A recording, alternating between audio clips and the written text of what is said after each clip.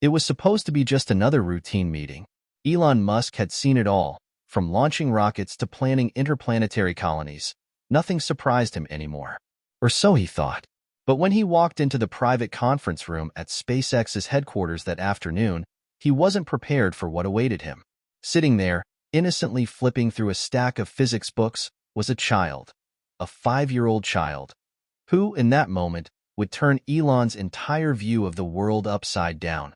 "Mr. Musk, I have some ideas I'd like to share with you," the child said, his voice calm, yet unervingly sure. Elon paused, then raised an eyebrow. A 5-year-old had something to say to him? He couldn't help but feel both amused and a little skeptical. "Okay," Elon said, trying to mask his surprise. "What do you have in mind?" Max, the child genius, had been introduced to Elon by one of his colleagues who had worked with Max's parents. They weren't sure how to explain it, but the child's mind worked differently. He was born with an innate understanding of concepts many adults couldn't even grasp. Max had been taught by his parents from the moment he could speak, and now at age 5, he was already discussing quantum mechanics and the potential of renewable energy with ease. Elon, however, was always skeptical. In a world filled with charlatans and media attention seekers, he didn't have time for nonsense, especially from a child. Still, curiosity got the best of him. Max looked up from his book, his bright eyes locking with Elon's. "I know you've been working on solar power and Tesla batteries. I think I can make them more efficient. By, about 15%. Elon blinked. 15%? Max nodded matter-of-factly, as though this were something simple. "You see, the problem isn't just the materials. It's the alignment of the particles in the silicon. If you change the orientation..." Elon felt his jaw tighten, a familiar tingling in the back of his mind. This wasn't some child talking. This was a person. No, a mind, doing the impossible. He leaned forward, trying to mask the surprise that was starting to creep across his face. "Okay, let's hear it then," Elon said, though his tone was tinged with disbelief. Max took a deep breath and began explaining in precise terms, the kind of detail Elon rarely heard even from his most trusted engineers. In a matter of minutes, he was speaking of abstract theories Elon had only heard about in the most advanced physics lectures at MIT. For the first time in years, Elon found himself speechless. What would you do if you met a child who had the answers to problems that had plagued the world for decades? Would you believe them? Could you trust them? Elon had been in the room with the smartest engineers, the brightest minds, and the most skilled inventors. Yet, sitting across from this 5-year-old, he felt like a child himself. The concepts Max shared, though completely new and revolutionary, made sense. It was as if this child had a direct line to the future. But there was one thing that gnawed at him. "I need to know," Elon said, leaning in. "Where did you learn all this? Who taught you?" Max shrugged, his expression utterly unbothered. "My parents are scientists. They help me explore. I also read a lot." His tone was casual, like he was talking about a typical hobby, not discussing energy breakthroughs that could change the world. "Are you serious?" Elon asked, the tone of his voice shifting from curiosity to something closer to disbelief. Max nodded, as though he were discussing the weather. "I've been thinking about it for a while. I'm just waiting for the right person to help me build it." Elon's mind raced. Was this some elaborate prank? A brilliant setup by one of his colleagues? Or was he truly facing something, or someone, unlike anyone he'd ever met? He stood up, pacing, his mind whirring. Could a 5-year-old really be the one to solve one of the world's most pressing problems? Elon Musk had seen the future, and now, it seemed the future was staring him in the face. A 5-year-old boy, ready to change the world. Imagine having the opportunity to mentor someone who could shape the future in ways we can only dream of. What would you do? Would you help them or doubt them? Max's parents had already hinted at the child's extraordinary abilities, but Elon had assumed it was exaggeration, perhaps even some proud parental bias. But this meeting, this moment, felt different. Elon stopped pacing and looked directly at Max. "All right," Elon said. "Let's see what you've got. We'll put your ideas to the test." Max smiled, his innocent face lighting up. "I'm glad you're listening, Mr. Musk." Elon nodded, both excited and nervous. He had no idea what would happen next. But one thing was clear. The world was about to change in ways no one could predict. And it all started with a 5-year-old. Max wasn't like other children. His parents, Sarah and James, had noticed it early on, long before anyone else did. Most toddlers learn how to walk, talk, and play with toys. Max? By the age of 3, he could read books that were far beyond the comprehension of children his age. By 4, he was asking questions about space travel, artificial intelligence, and quantum physics, much to the surprise of his family. Sarah, a physicist, and James, a computer scientist, tried to keep Max's extraordinary intellect a secret at first. They knew the world wasn't ready to handle a 5-year-old with the mind of a seasoned researcher. But as Max's abilities continued to grow, they couldn't hide it anymore. Max was a prodigy, plain and simple. Max didn't care much for the usual childhood pursuits. While other kids his age were playing with action figures or watching cartoons, Max preferred reading complex scientific papers or conducting experiments in his bedroom. His favorite subject was energy, how to make it cleaner, cheaper, and more efficient. His curiosity was endless. He could understand the theoretical work of Nikola Tesla and Albert Einstein, yet he could also recite the basics of ancient history with ease. His mind was a sponge, absorbing everything it could, and often spitting out answers that left even the most accomplished adults in awe. Max's parents tried to live as normally as possible, raising him with love and encouragement. They didn't want him to be defined by his intellect. They wanted him to have a childhood. But as Max continued to outpace his peers, even their best efforts couldn't stop the inevitable. Max was going to change the world. Still, Max wasn't a typical child prodigy. He had no ego, no arrogance. He wasn't interested in fame or recognition. His mind was singularly focused on one thing: solutions. It wasn't enough for Max to know something. He wanted to fix the world's problems. His parents never pushed him. If anything, they were cautious. They knew that sometimes, in their world of high-tech gadgets and groundbreaking research, there were dangerous people who would stop at nothing to exploit an innocent child's brilliance. But Max was unlike anyone they had ever met. Even from a young age, he had a unique way of processing the world: practical, methodical, and deeply empathetic. And then there was Elon Musk. Max's introduction to Elon Musk wasn't by accident. It had been orchestrated by Sarah and James after much deliberation. They wanted to ensure that Max's ideas weren't lost in obscurity. Max's parents knew that only someone with the vision and resources of Elon Musk could potentially help him bring his ideas to fruition. As Sarah and James sat in their small, cozy living room one evening, Max sat in the corner, absorbed in a book about nuclear fusion. It was a topic most adults barely understood, but Max could read and interpret the complex equations in the book with ease. He'd solved the equations before, and now he was analyzing them in a way that had never been done before. "You know, Mom," Max said, his voice almost monotone, as though the concept he was explaining was entirely obvious to him. "If you switch the way the hydrogen isotopes are arranged, it could create a more stable fusion reaction. I think I could make it work at room temperature." Sarah blinked. She had heard her son make remarkable statements before, but this one caught her off guard. She put down her tea. "Max," she said, trying to keep her voice even, "what do you mean by room temperature fusion?" Max explained in detail. Terms like cold fusion, plasma confinement, and quark-gluon plasma flowed from his lips with such ease that Sarah couldn't help but be stunned. It wasn't just the complexity of his ideas. It was the confidence with which he spoke. He wasn't just parroting what he'd read. He was proposing something novel, something revolutionary. That was when Sarah and James knew they had to reach out to Elon Musk.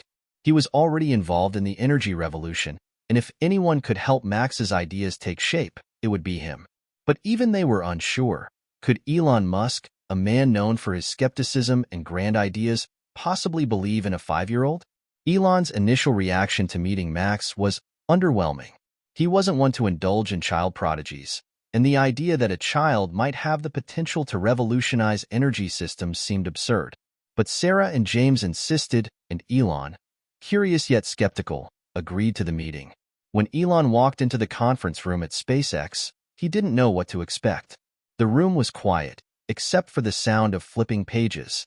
Max, seated at a table with a stack of scientific journals, didn't even look up when Elon entered. It was as though Elon wasn't the one being welcomed into the room, but rather, he was intruding on Max's space. It was an odd feeling. "Mr. Musk," Max said, looking up and flashing him a smile. "I've been thinking about energy storage. I think there's a way to double the efficiency of lithium-ion batteries. Would you like to hear my idea?" Elon, trying to mask his surprise, sat down slowly. "I'm listening." What followed was nothing short of extraordinary. Max didn't waste time with small talk. He jumped straight into his proposals, ideas for energy solutions that were far more advanced than anything Elon had encountered. He spoke about optimizing battery chemistry, a way to create an energy-efficient propulsion system, and even methods to harness solar energy in ways that were previously deemed impossible. Elon, initially skeptical, found himself slowly leaning in. Max explained one concept after another, each more groundbreaking than the last. At one point, Max even talked about creating sustainable fusion energy by using an entirely new material Elon had never even considered. "Okay," Elon interrupted. "You're telling me this material can absorb heat far beyond any known substance?" Max nodded, his expression never changing. "Yes. If we create an alloy that uses a titanium carbon base, it could conduct energy without any significant loss. It would be able to handle the temperatures required for clean fusion." Elon's heart skipped a beat. He'd been working on energy solutions for decades, but this was something new, something that hadn't even been imagined. "Wait a minute," Elon said, his curiosity piqued. "How did you come up with that?" Max grinned. "I just thought about how you're always trying to make space travel more efficient. To get to Mars, you need a lot of energy, but you don't want to waste it, right? So, I thought, what if we could create a fuel source that's almost perfect?" Elon felt a strange sense of awe. This child, this little boy, was talking about energy efficiency as if it were the simplest thing in the world. And it made sense. Max's mind was vast, like an ocean of ideas and possibilities. If you could speak with a genius like him, what would you ask? Would you have the vision to understand what they were saying, or would you feel lost in their brilliance? As the meeting wrapped up, Elon was left in stunned silence. He had never encountered anyone, let alone a child, with such a deep understanding of advanced scientific concepts. There was no doubt in his mind. Max was something extraordinary. But the real question remained. Could Max's theories actually work in the real world? Could his ideas change the future? "I'll tell you what," Elon said, finally breaking the silence. "Let's test your ideas. Let's see if we can build one of these systems. If it works, we'll take it to the next level. If it doesn't, well, at least we'll know we tried." Max smiled widely. "I already know it'll work." Elon had agreed to give Max a chance, but there was still a gnawing doubt in the back of his mind. He had spent years building SpaceX, Tesla, and countless other ventures with cutting-edge technology and brilliant minds behind them. And now, here was this 5-year-old who, in a span of just one meeting, had proposed ideas that were nothing short of revolutionary. Could a child really have the answers to some of the world's biggest challenges? Max, for his part, was supremely confident. His mind had already figured out the equations, the materials, the methods. He wasn't guessing. He knew his ideas would work. But there was still the matter of translating his ideas into something tangible. Elon could see the genius, but now came the hard part, proving it. Elon invited Max to the SpaceX R&D lab, one of the most advanced facilities in the world. The laboratory, usually reserved for engineers and seasoned scientists, was now the playground for a 5-year-old. As they walked through the high-tech corridors, Elon could feel the weight of this decision. "All right, Max," Elon said, leading him to a workstation. "You said we could double the efficiency of lithium-ion batteries. Let's see if we can make that happen." Max immediately got to work, his small hands brushing aside piles of technical papers, grabbing a tablet, and pulling up schematics. He moved with purpose, even though it seemed a little out of place given his size and age. Elon, standing in the corner, watched him for a moment, a mix of disbelief and fascination on his face. Max had already started laying out a basic plan for the new battery system. His ideas on improving battery conductivity and reducing energy loss were far more advanced than anything Elon had seen. But the true test wouldn't be in the theory, it would be in execution. Okay, Max said, glancing up at Elon with a mixture of confidence and innocence. We'll need 3 things: carbon nanotubes, lithium-sulfur electrolyte, and a specific type of graphene. The mix of materials should optimize the energy transfer. I'll need to synthesize a sample of the graphene first, though. Elon raised an eyebrow. You know how to make graphene? Max nodded without missing a beat. I've read all about it. It's actually simpler than most people think. Elon chuckled to himself.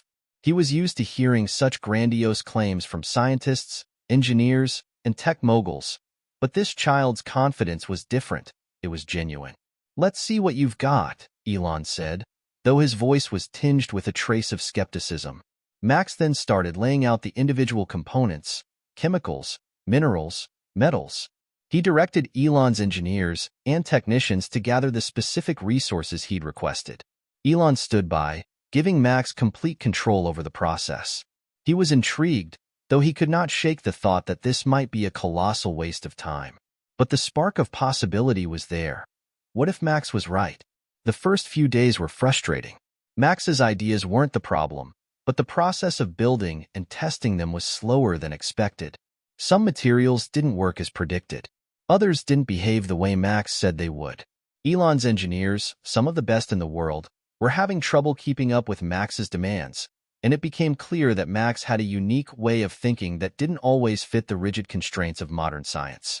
One evening, after a long day of trial and error, Elon found himself sitting alone in his office.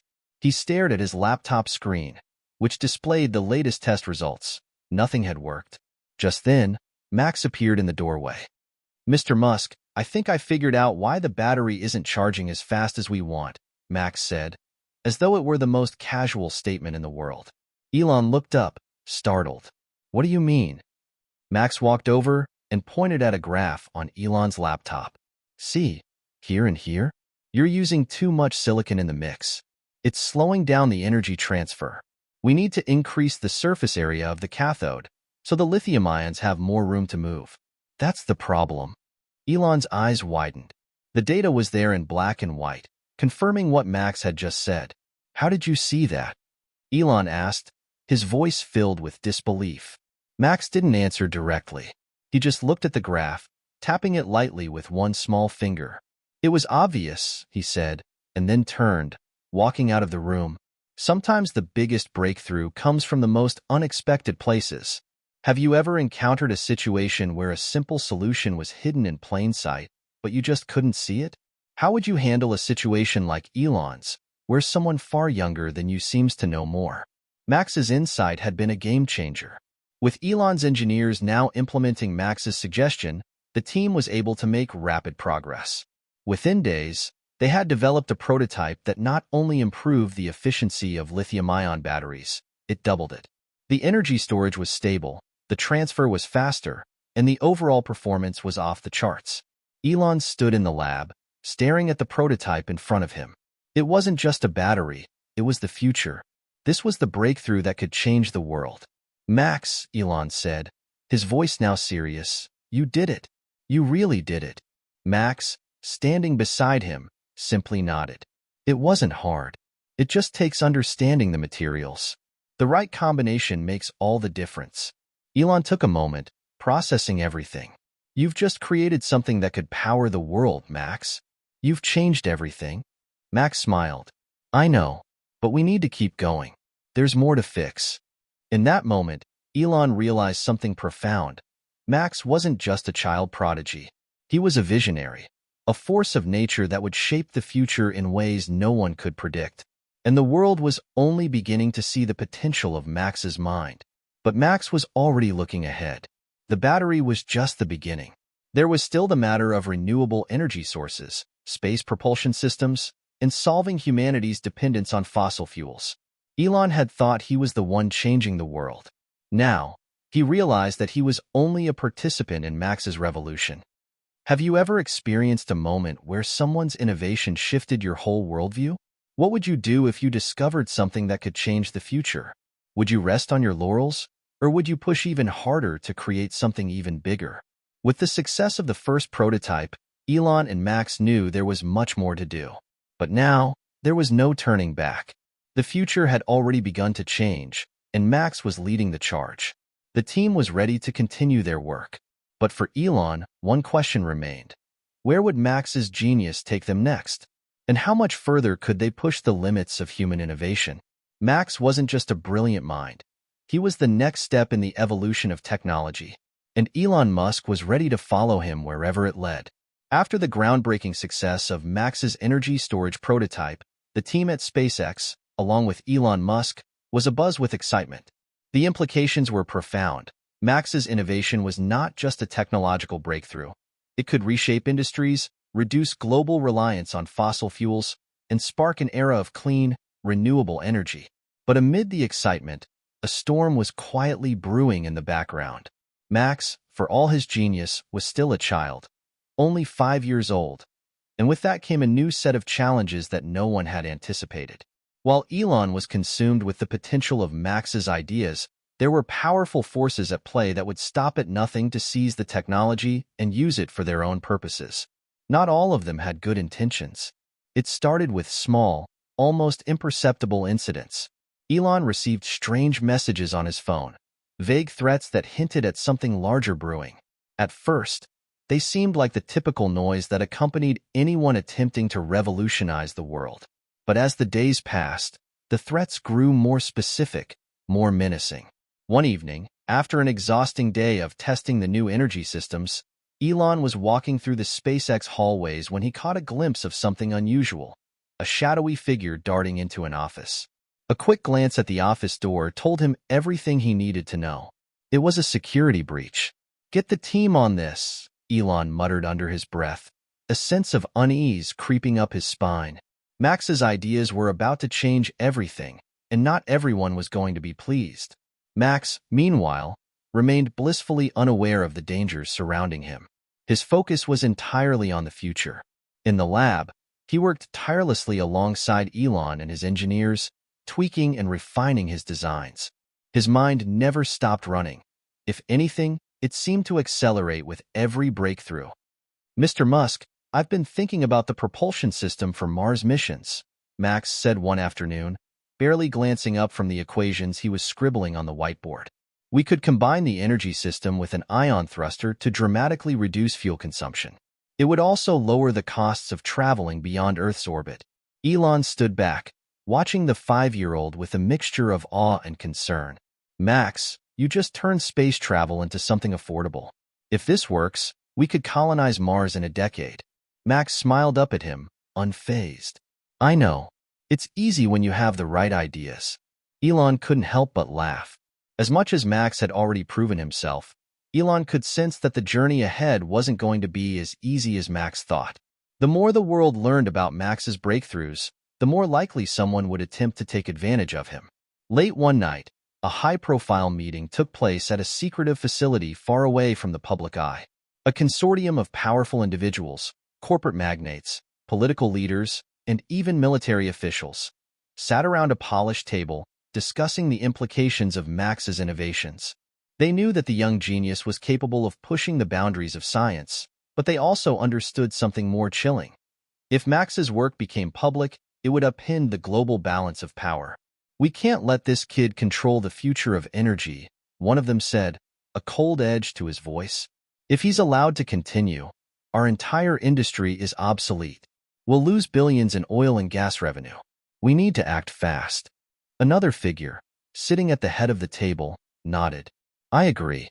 We need to take control of the situation before it gets out of hand. Elon Musk may think he's the one leading this revolution, but it's Max who holds the key. We need to neutralize him." It wasn't a matter of if, only when. The first major attempt to intervene came swiftly. Late one evening, as Max and his parents were heading back home after a long day at SpaceX, they noticed something unusual. A black van with tinted windows had been parked near their house for hours. It wasn't just a coincidence. Max's instincts told him something wasn't right, even though he didn't fully understand what was happening. Sarah and James, protective as they were, had become increasingly concerned for their son's safety.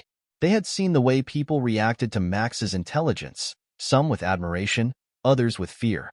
It was clear that Max was now a target. "James," Sarah whispered, looking at the van through the window. "Do you think it's them?" James didn't answer immediately. He'd noticed the van too, but he had hoped it was just a coincidence. Unfortunately, the unease he felt told him otherwise. Suddenly, there was a knock at the door. A sharp, urgent knock. Max, who had been playing with a small robot in the living room, looked up. "Who's that, Mom?" Before Sarah could answer, a voice called from outside. "We need to speak to Max. It's about his research. Let him know that we're here to help." Sometimes, the pursuit of progress can come with dangerous consequences. If you were in Max's shoes, what would you do if you discovered that people were willing to stop at nothing to get control of your ideas? Would you feel scared? Or would you stand your ground? How do you think Max will handle these rising threats? Sarah and James didn't open the door. They knew better. They also knew that the people outside weren't interested in helping. They wanted to control Max's genius. They had seen enough of this world to understand the dangers that lurked just beneath the surface. "We need to get him out of here," James said, his voice tight with urgency. But Max, completely unaware of the gravity of the situation, turned to his parents with a puzzled look. "Why can't we just talk to them? They might have some interesting ideas." Sarah's heart dropped. Her son's innocence was both a blessing and a curse. He didn't understand the danger they were in. "Max," she said softly, pulling him close, "we need to stay safe right now. Just trust me, okay?" Max looked up at his mother and nodded, but his mind was still focused on the problems he was trying to solve. He didn't like to be distracted.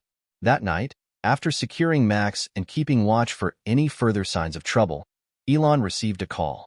It was from an anonymous source, someone on the inside. They had intercepted a document detailing a covert operation aimed at taking control of Max's work. "Elon, you need to move fast," the voice said urgently. "They're targeting Max.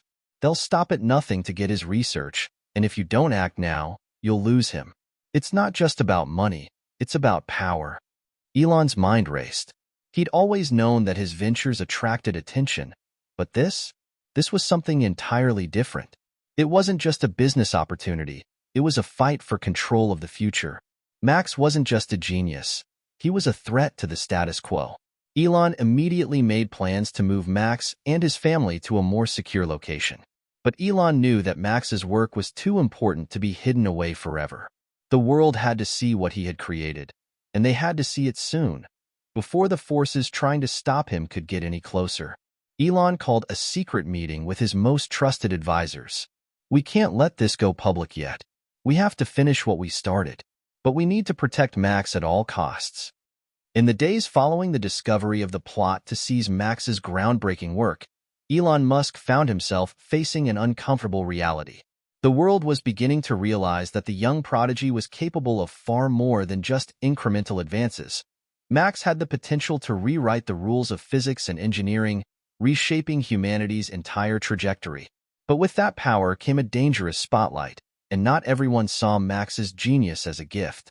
For some, it was a threat to their empire. The decision to relocate Max and his family was not just a precaution. It was a strategic move. Elon knew that the powers trying to control Max's research weren't going to stop at intimidation. They were going to move fast, and with lethal force if necessary.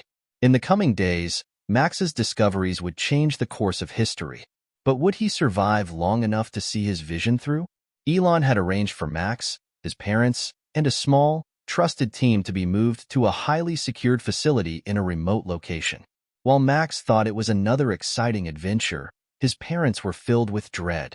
They could sense the growing dangers, the unseen enemies lurking in the shadows. They had always known Max was different, but now they realized just how much he had already changed the world. Whether they were ready for it or not. "Elon, what happens if this doesn't work?" Sarah asked one night as she paced around their temporary quarters. "What happens if they come for Max? What do we do then?" Elon sighed heavily. "We fight back, but we need time. We need to keep Max safe long enough to finish what we've started. This isn't just about a new battery or space propulsion anymore. This is about changing the entire future of humanity." Back at SpaceX, Elon and his team were working around the clock to complete the final prototype of Max's new battery technology. They had already surpassed anything the scientific community had imagined in terms of energy efficiency, but the real prize lay in what Max was proposing next, a new form of energy storage that could power entire cities. The energy grid could be decentralized and autonomous, reducing dependence on fossil fuels and government-controlled power networks. But this wasn't just about technology. It was about power, literally and figuratively. With such a leap forward in energy capabilities, those who controlled energy would control the world. And there were powerful people who were determined not to let Max's vision spread freely. Max's technological advances had the potential to take down entire industries overnight.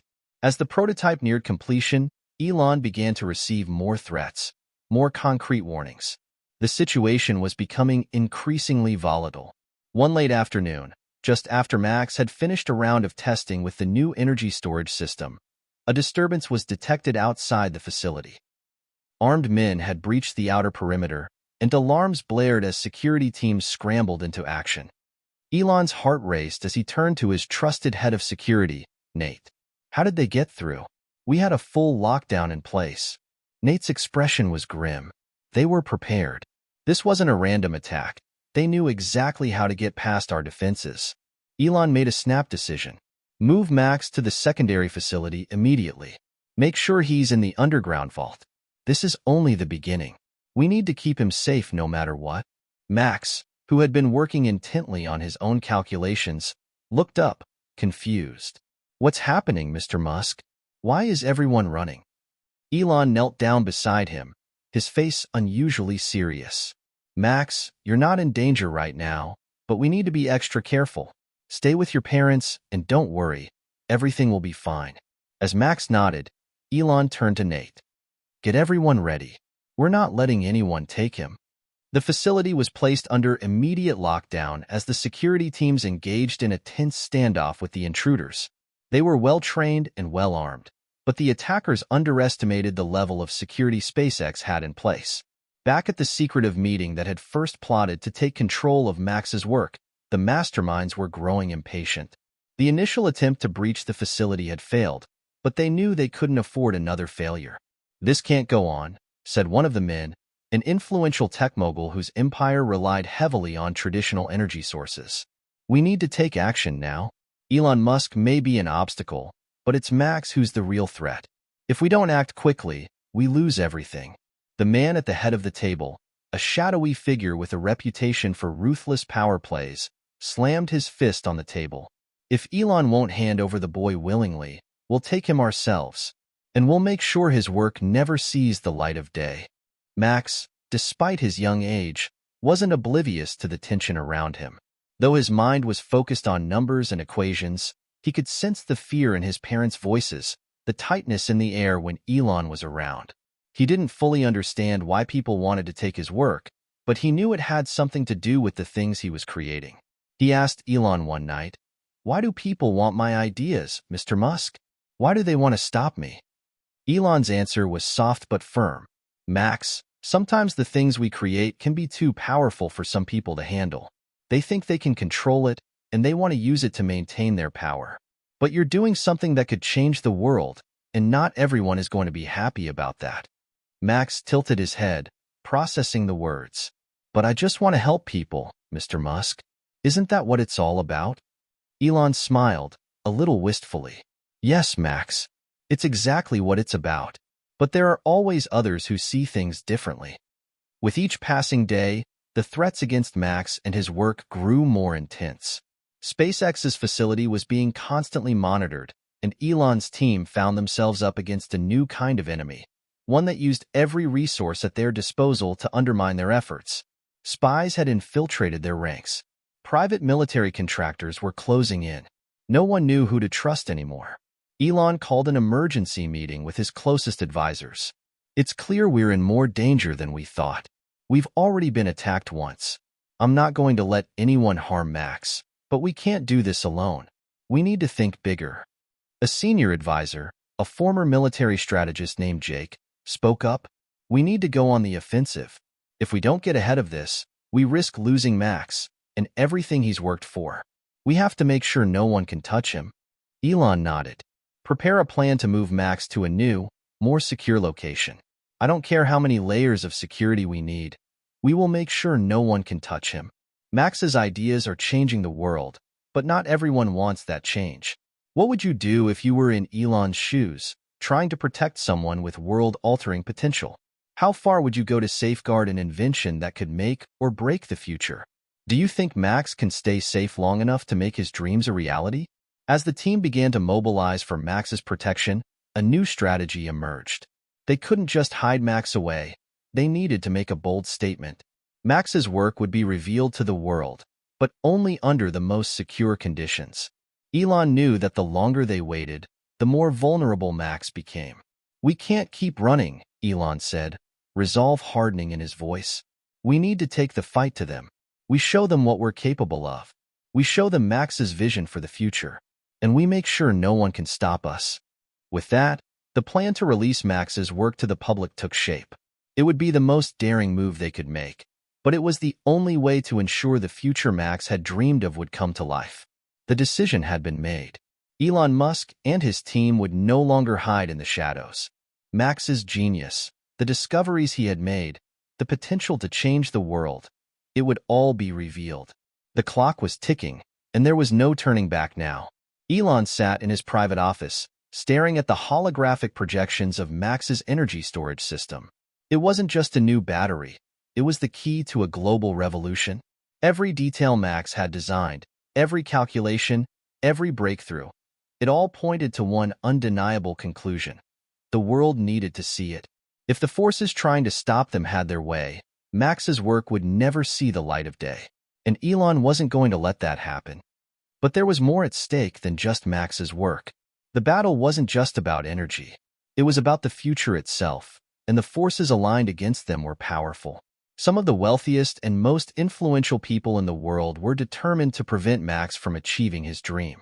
Max, oblivious to the full extent of the danger surrounding him, continued to immerse himself in his work.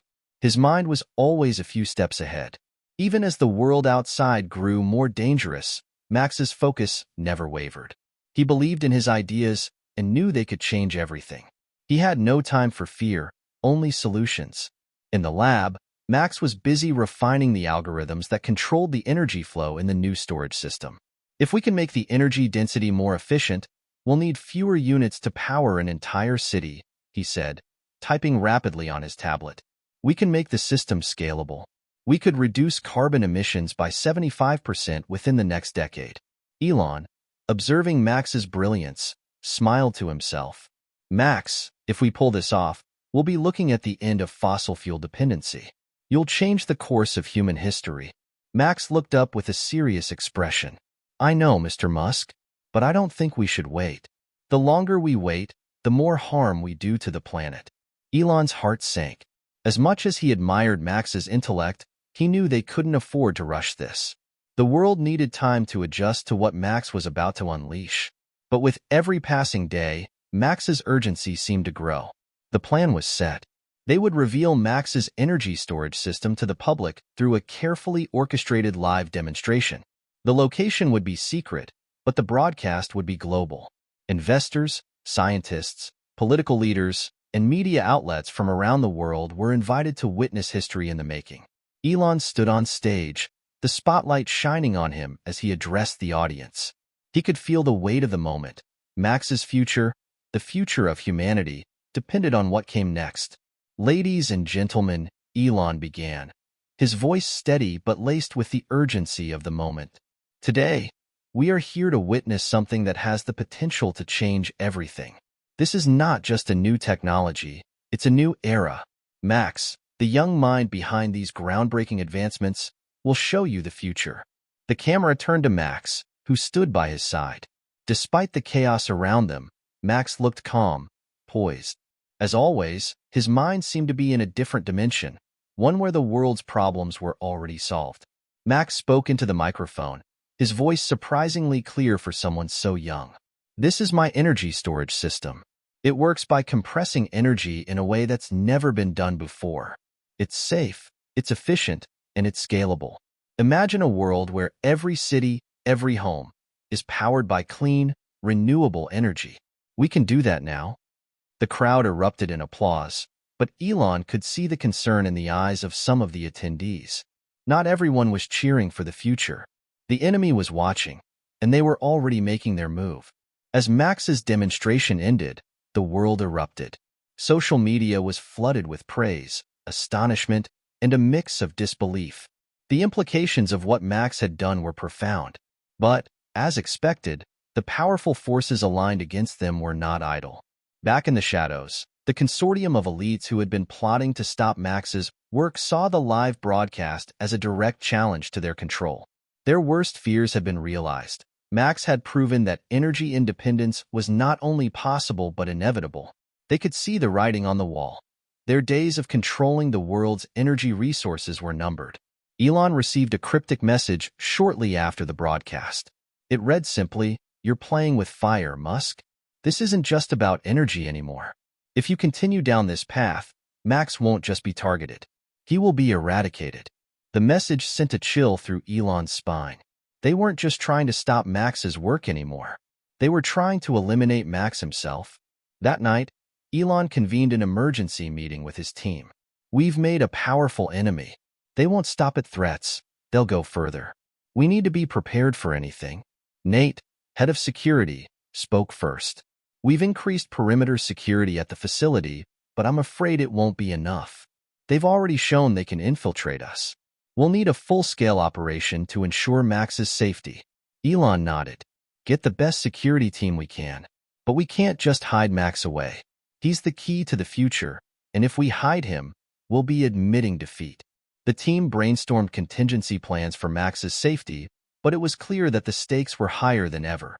The forces trying to stop him weren't playing games. They would stop at nothing. As the hours passed, Max began to sense the change in the air. He had overheard fragments of conversations between his parents and Elon, the urgency in their voices. He knew something wasn't right. One evening, as he was working late in the lab, Max turned to Elon. "Mr. Musk, I've been thinking.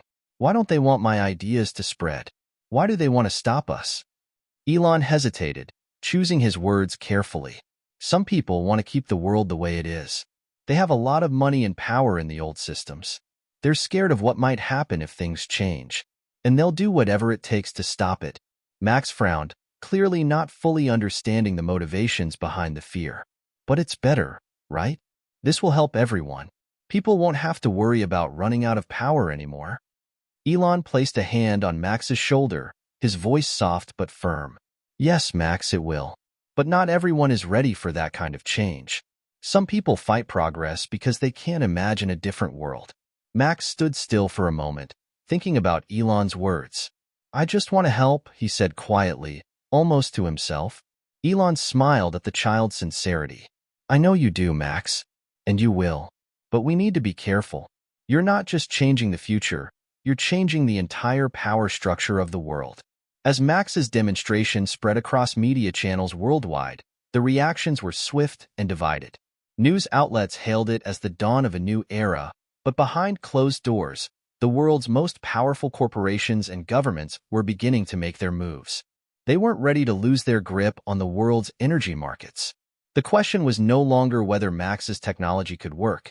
It was whether he and Elon Musk would survive long enough to make it happen. The storm was building.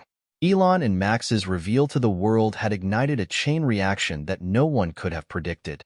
What was meant to be a triumphant moment, a showcase of groundbreaking innovation, had turned into the catalyst for an escalating war. The world was divided. Some saw Max's technology as a gift to mankind, a chance to end the stranglehold of fossil fuels, while others viewed it as a direct threat to their survival. The tension in the air was palpable. Every day brought more threats, more pressure. Elon could feel it. They were being hunted. The enemies who had once lurked in the shadows now moved openly, using every tool at their disposal. If Elon and Max didn't act quickly, the dream of a clean, sustainable future could be crushed before it even had a chance to take flight. It was late one evening when the first real attack came. Elon was in a meeting with his team at SpaceX headquarters, discussing the latest security upgrades when the alarms went off. The blaring sirens were accompanied by a rush of frantic communication from the security detail. Breached perimeter. Unknown forces in the vicinity. Elon's heart pounded in his chest as Nate's voice came through the intercom. Elon, they're here. They're coming for Max.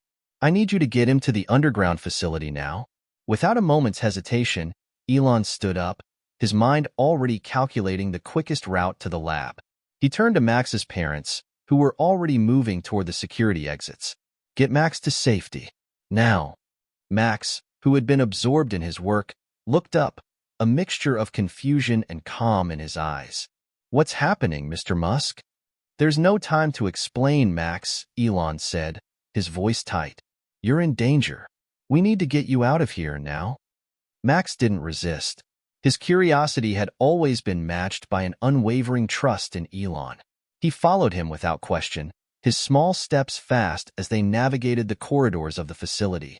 Elon, always a step ahead, led Max and his parents toward the hidden underground vault, a secure, impenetrable safe haven built to withstand any threat. But as they neared the entrance, they could hear it. Footsteps, rapid and deliberate. The enemy was closing in. They were too close. Max's father, Daniel, grabbed Elon's arm. We have to hurry, Elon. They won't stop until they have him. Elon nodded, his mind racing. We're almost there. Just as they reached the vault, a deafening explosion rocked the hallway. The sound of gunfire echoed in the distance. The enemy had arrived. As the team rushed into the vault, a sudden realization hit Elon like a freight train. The information about Max's location had been compromised. They had been betrayed. Nate, who had always been loyal, was suddenly absent. Elon's instinct screamed that something was wrong, but he pushed the thought aside. There was no time for doubt. The most important thing was getting Max to safety. Inside the vault, Max's mother, Sarah, was frantically calling her family, trying to contact anyone who could help. But the communication lines were down. The attack had cut off all outside contact. Elon paced back and forth. We need to move. They'll figure out where we are soon enough. This place won't hold for long. As chaos swirled around them, Max was eerily calm. He sat cross-legged on the floor, staring at the ground as if deep in thought. Elon watched him, his chest tight with a mix of concern and admiration. Max had an ability to remain grounded, even in the face of impending danger, that Elon had never seen in anyone, let alone a child. Mr. Musk, Max said quietly, breaking the silence. They'll never stop, will they? They'll keep trying to stop us, no matter how many times we run. Elon crouched down beside him, placing a hand on his shoulder. You're right. This is bigger than just us. But we're not running anymore, Max. We're going to fight back. Max looked up at him, his eyes filled with an unusual wisdom for his age. I know, but you're right. We have to be careful. If we act too quickly, we'll make it worse. We need to outsmart them. Elon blinked. What do you mean? Max's gaze turned serious. We need to let them think we're cornered, and then we turn the tables on them. Elon stood still, processing what Max had said. The child's clarity of thought and strategic mind were nothing short of remarkable. For a brief moment, he forgot everything. His fear, his anger, his frustration, and simply listened to Max.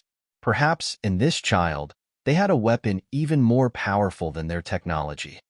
Elon, inspired by Max's wisdom, began devising a counterattack. He needed to outsmart the forces hunting them, not just physically, but strategically. If they could make their enemies believe that Max and his team were out of options, they might slip up. And in that moment, Elon would make his move. The plan was risky. It involved creating a decoy, fake transmissions that would mislead the enemy into thinking Max was being moved to another location.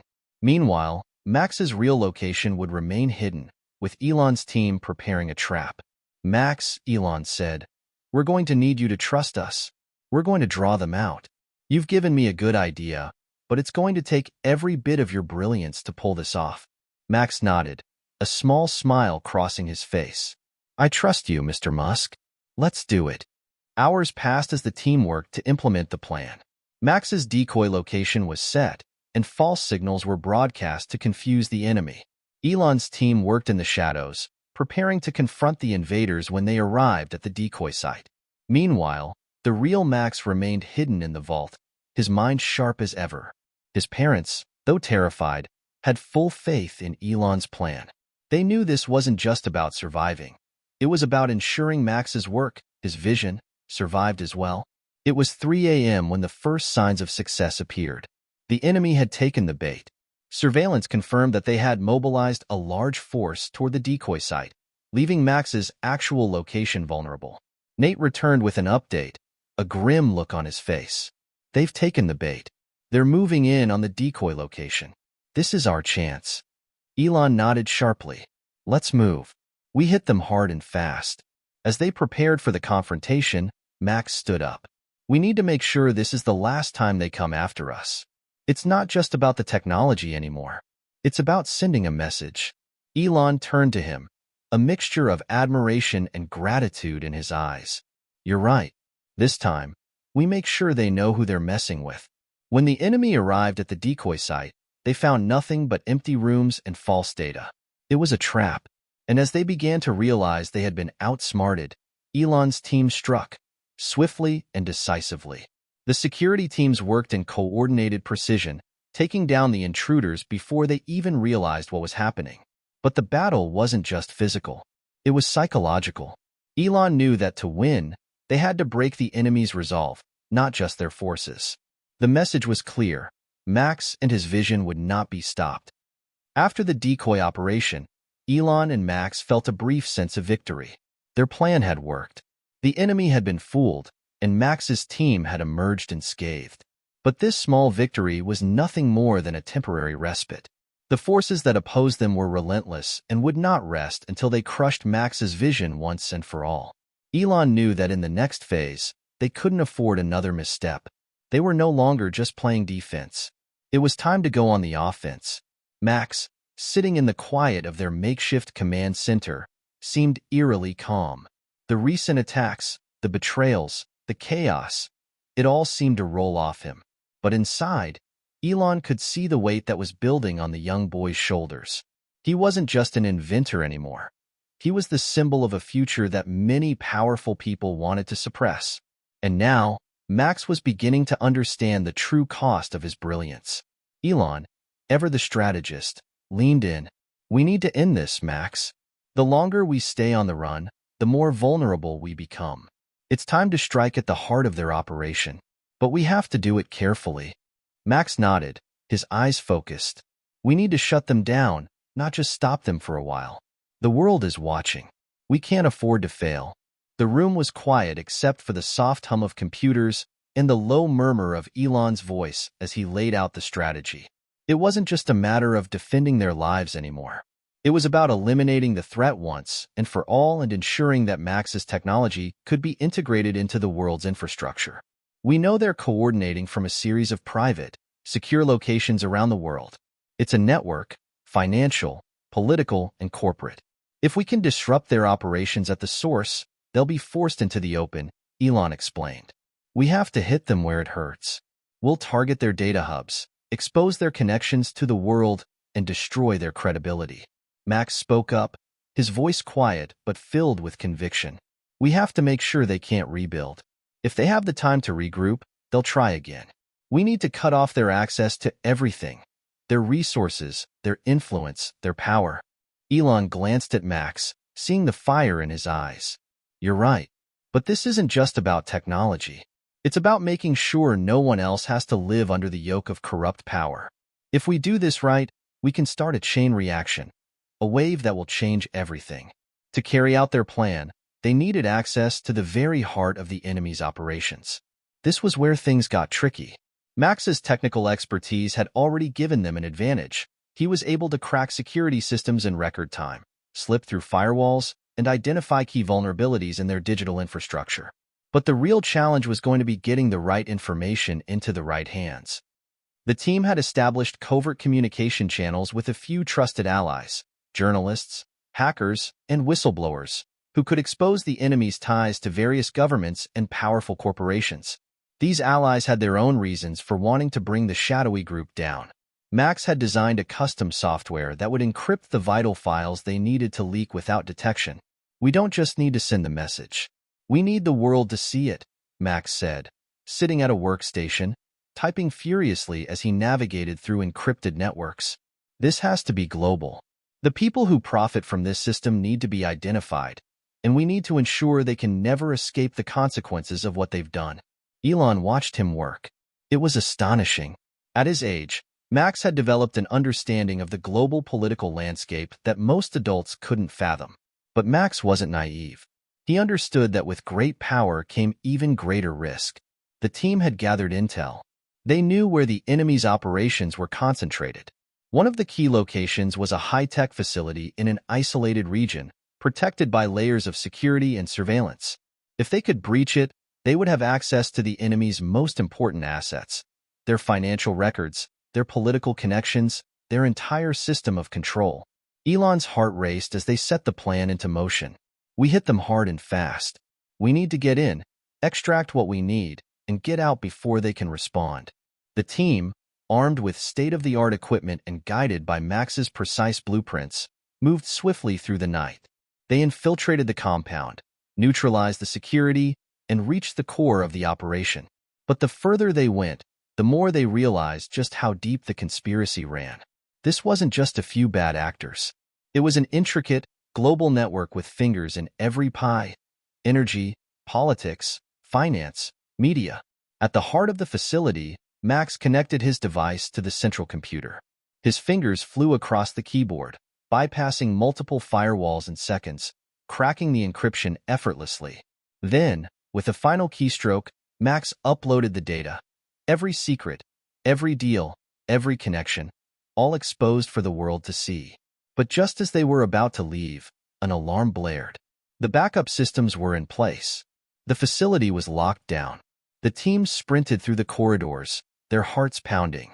They had the data, but they didn't have much time. As the sound of footsteps echoed behind them, Elon shouted, "Move! We've got to get out of here before they lock us in." Nate, leading the charge, kicked open a door to the underground garage. The vehicles were already prepped, waiting for them. But as they ran toward the cars, the enemy's reinforcements appeared from the shadows. They were outnumbered. Elon's mind raced. There was no time to fight. Their only chance was to escape and broadcast the data to the world before the enemy could silence them. "Max now!" Elon yelled as he reached the car. Max, surprisingly calm, held up his device. In an instant, he sent the files to every major news outlet, every social media platform, and every independent journalist who had been waiting for the truth. The world was about to see the hidden face of the enemy. As they sped away from the compound, the first glimpses of the leak hit the news. The data hit the public like a bombshell. Governments, corporations, and powerful individuals were implicated in a vast, coordinated effort to control the world's energy resources and suppress any new, clean technologies. The backlash was immediate. Social media exploded with outrage. Journalists were digging into the files, unraveling the corruption at the highest levels. What had been hidden for years was now exposed, and the world could no longer pretend it didn't exist. But as the news spread, the enemy's response was swift. Elon knew the danger wasn't over. They would come after them harder than ever now. The world was watching, but so were those who wanted to silence them. Max sat in the back of the vehicle, staring at the screen as the news broke. The data they had uncovered was being broadcast in real time. The magnitude of what had just happened hit him in waves. He had done it. He had forced the world to confront the truth. But in doing so, he had also made himself the target of the most powerful people in the world. "Mr. Musk," Max said quietly, his voice serious, "do you think it will work? Will the world really change?" Elon looked back at him, meeting his gaze. "It already has, Max. You've shown them what's possible. Now we just need to make sure we stay ahead of the people who will try to stop us." Max nodded, a hint of a smile playing at the corners of his mouth. "I think I'm ready for whatever comes next." The leak had done its job. The world was in chaos. The data exposed the deep, far-reaching network of power that had controlled the world's energy and resources for decades. The major governments, corporations, and financial institutions had been caught red-handed, their corruption laid bare for the public to see. But with this new era of transparency came consequences. The forces that had profited from the status quo would not go down quietly. They were desperate to regain control, and they had one thing on their side: power. Elon, Max, and their team now found themselves at the center of a storm. The public was furious, demanding accountability, but behind the scenes, a global counterforce was mobilizing, pulling strings and using every tool at their disposal to silence those who dared challenge their dominance. "We've triggered a seismic shift," Elon said grimly, pacing through the command center. "But the enemy won't stop until they regain control. We've got to be prepared for the fallout." Max, who had been staring at the massive digital map of global developments, looked up. His expression was as focused as ever. "We can't stop now. We've come too far to back down. But we need to make sure the world knows what happens next. We can't afford to be outmaneuvered." Max's breakthrough in the leak had sent shockwaves through the power structures of the world, but the response was swift.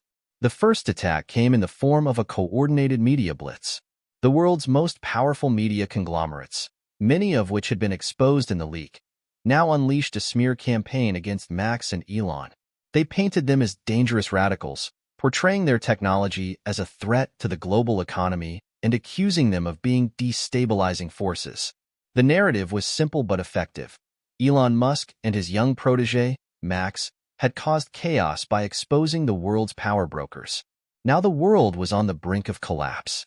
The public's reaction was divided.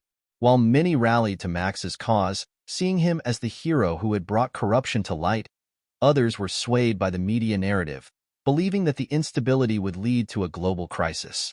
The backlash was swift. Public protests against Max's technology began popping up in cities across the globe, fueled by fear and misinformation. On the political front, the backlash took a different form.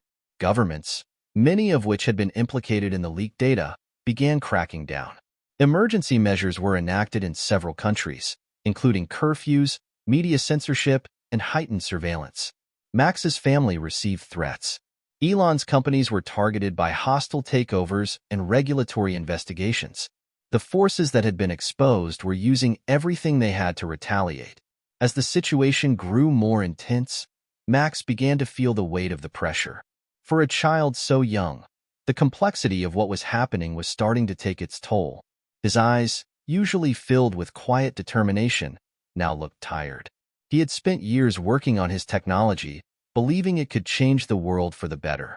But now, the very people he wanted to help were turning against him. Sitting in a corner of the command center, Max fidgeted with a small device, his mind elsewhere. Elon noticed it. He walked over, crouching beside him. "Max, you okay?" Elon asked, his voice softer than usual. Max didn't look up. "Do you think we made a mistake, Mr. Musk? The whole world's turning against us. Maybe we should have kept quiet. I didn't think it would be this complicated." Elon sat down beside him, placing a hand on his shoulder. "It's tough, I know. People are scared. Max's fear of the unknown can make them lash out. But you've done something no one else could. You've shown them what's really going on. You've given the world a choice. And that's the first step toward change. It's not going to be easy, but it's worth it." Max nodded slowly, but his eyes still seemed distant. "What if they come for us? What if it's not just about the technology anymore, but about stopping us? What if they—" Elon's voice hardened, cutting him off. "They'll try, Max. They'll try everything. But they won't succeed. Not while we're standing. You've created something powerful, more powerful than anything they can control. And we're not giving up." Max didn't respond, but the flicker of confidence in his eyes was enough for Elon. For the first time in days, he felt a spark of hope. As the days passed, the situation grew more volatile. Protests turned into violent clashes in the streets. Public figures who had supported Max's technology were now being targeted, their reputations torn apart by the same media outlets that had once praised them. Political leaders who had been implicated in the leak found themselves under increasing pressure to act. Meanwhile, Elon and Max were forced into hiding. They couldn't trust anyone. Every move they made had to be calculated. They were no longer just fighting for the future of clean energy, they were fighting for their lives. Their allies were growing more distant, afraid to be seen publicly with them. Despite the growing threats, Elon knew that they couldn't afford to go quiet.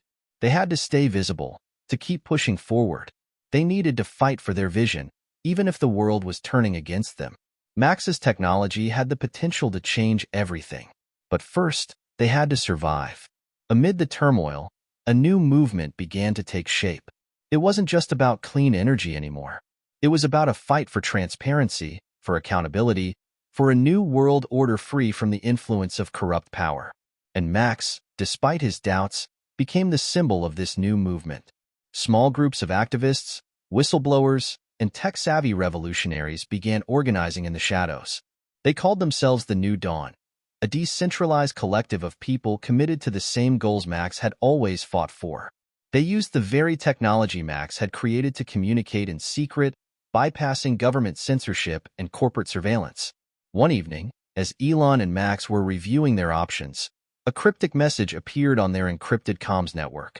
It was a message from the New Dawn. "We know what you're doing. We're with you. The world needs to hear the truth. But you have to be careful.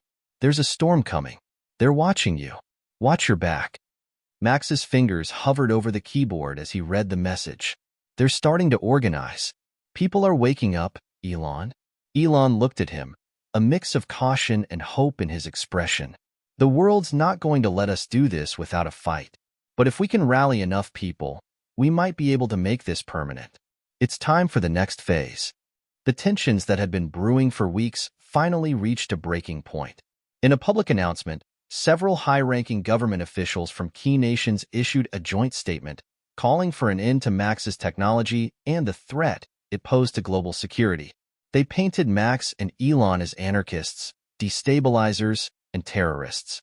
It was a calculated move, designed to paint the entire movement as dangerous and unreasonable. In response, Max and Elon went public for the first time in days. The message was clear: we will not back down. The truth will come out, no matter what it costs. Max, standing beside Elon at a makeshift press conference in a hidden location, looked directly into the cameras, his young face filled with determination. "This is not about me," he said, his voice steady. "This is about the future. A future where we don't live in fear of the systems that control us. A future where we choose how to live, how to power our world, how to protect our planet." The world was listening. The stakes had never been higher. Max's technology had the potential to bring about a new era, but it also put him and Elon at the mercy of the world's most powerful forces. The question now was not just how they would survive, but how the world would respond to their message. Would people rise up and demand the change they needed, or would the system crush them? The world was in turmoil. What began as a leak of secret information had now spiraled into an all-out battle for control.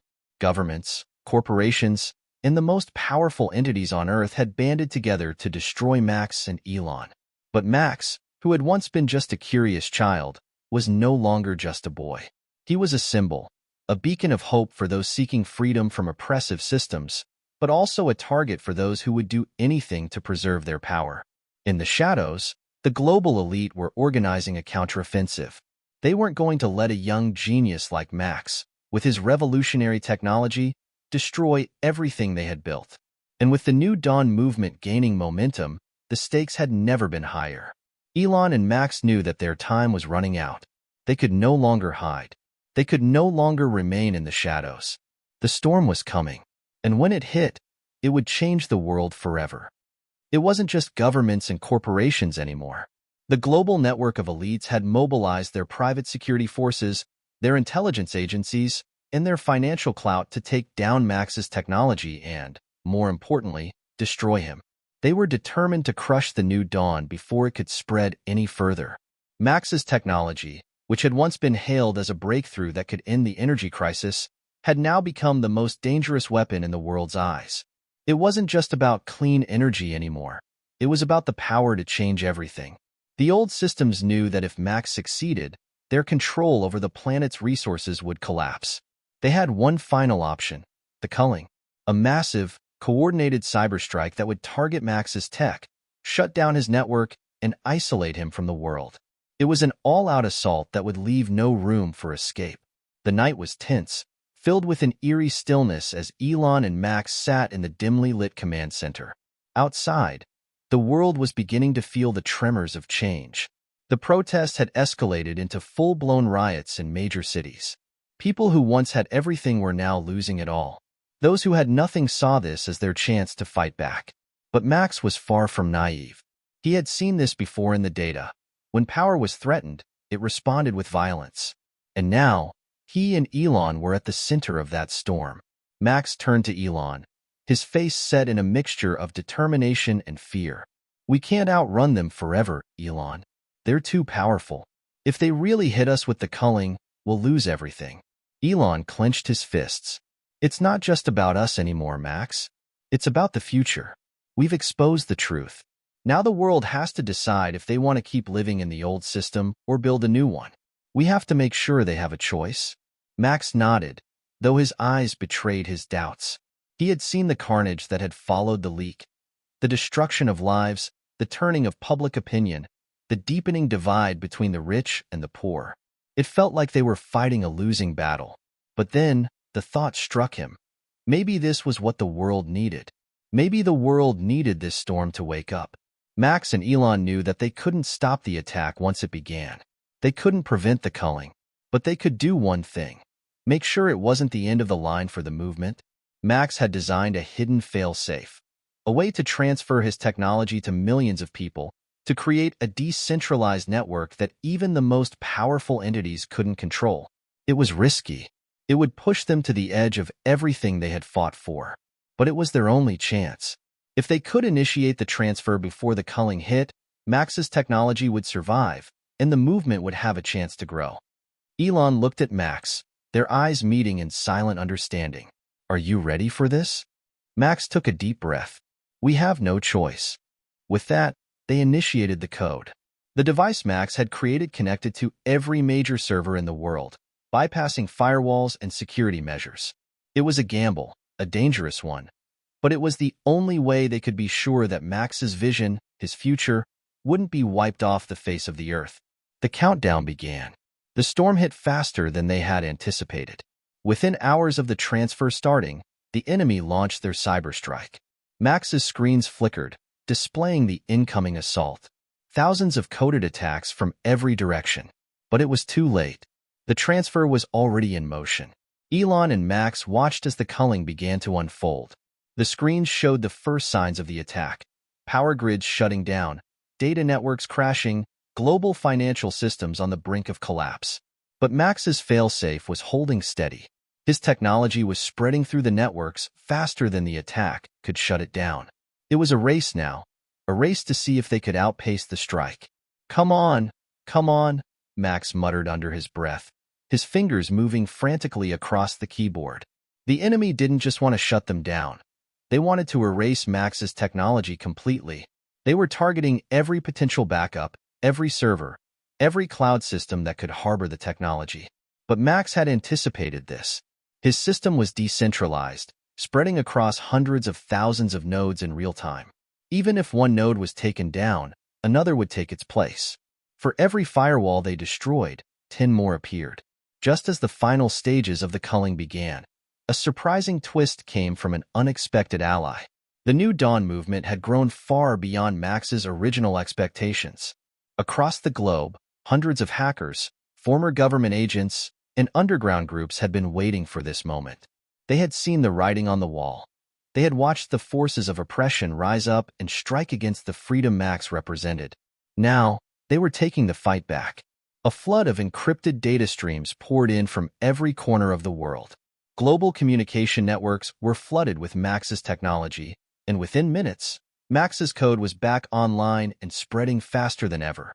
It was no longer just a fight between Max and the elites.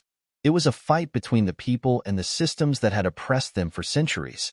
As the storm raged around them, Elon turned to Max. "It's working. They're losing control." Max's eyes were wide with a mix of disbelief and triumph. "We did it, Elon. We really did it." The battle wasn't over. Not by a long shot. But they had won a major victory. The culling had failed. Max's technology was alive, embedded in every network, every server, every device. It was out there now, and there was no turning back. The world's power brokers, unable to recover from the blow, scrambled to regain control. They had lost their grip on the information, on the energy, on the systems they had built. But the damage had been done. The people were awake, and they weren't going back to sleep. Elon looked at Max, his expression one of pride and respect. This is just the beginning. But you're ready. We're ready. Max, who had been so uncertain only days ago, stood taller now. He looked at the world around him, not with fear, but with resolve. The world's changing, Elon, and I'm going to make sure we don't just watch it happen. We're going to make it happen. The victory had been sweet, but fleeting. The storm may have passed, but the winds were still howling. Max's technology had spread across the globe like wildfire, but so had the rage of those who had been threatened by it. The old power structures were reeling, but they hadn't given up. If anything, they were more dangerous now, wounded but relentless, calculating their next move. Elon and Max were fully aware that the real test had yet to come. The world was on the brink of change, but the forces aligned against them would stop at nothing to maintain their grip on the planet's resources, its economy, and its power. A new, secretive coalition was emerging, one that aimed to dismantle everything Max and Elon had fought for. It wasn't just governments and corporations anymore. It was an underground network of influential figures, military generals, and financial titans. They had seen what Max had done and were not willing to let it become the new world order. They would do anything to crush the movement, before it could even have a chance to grow.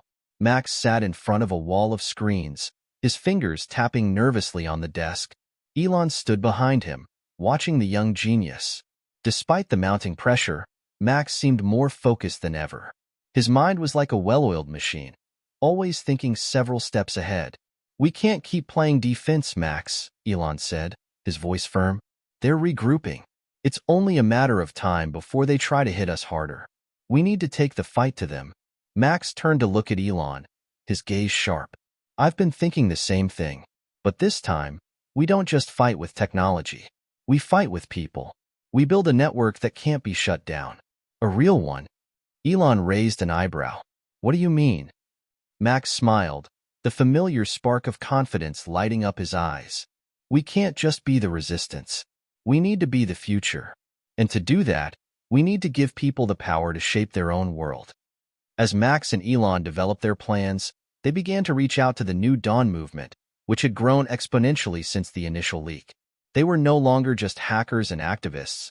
They were everyday people who had recognized the same fundamental truth. The world as it was simply wasn't working for the majority. And they were ready to fight for something better. In cities across the globe, protests had turned into organized resistance movements. People were no longer just reacting to the system. They were fighting to replace it. Max's technology had given them the tools to bypass the old systems, to organize and to communicate freely, without fear of surveillance or censorship. But it wasn't enough to just rely on the people.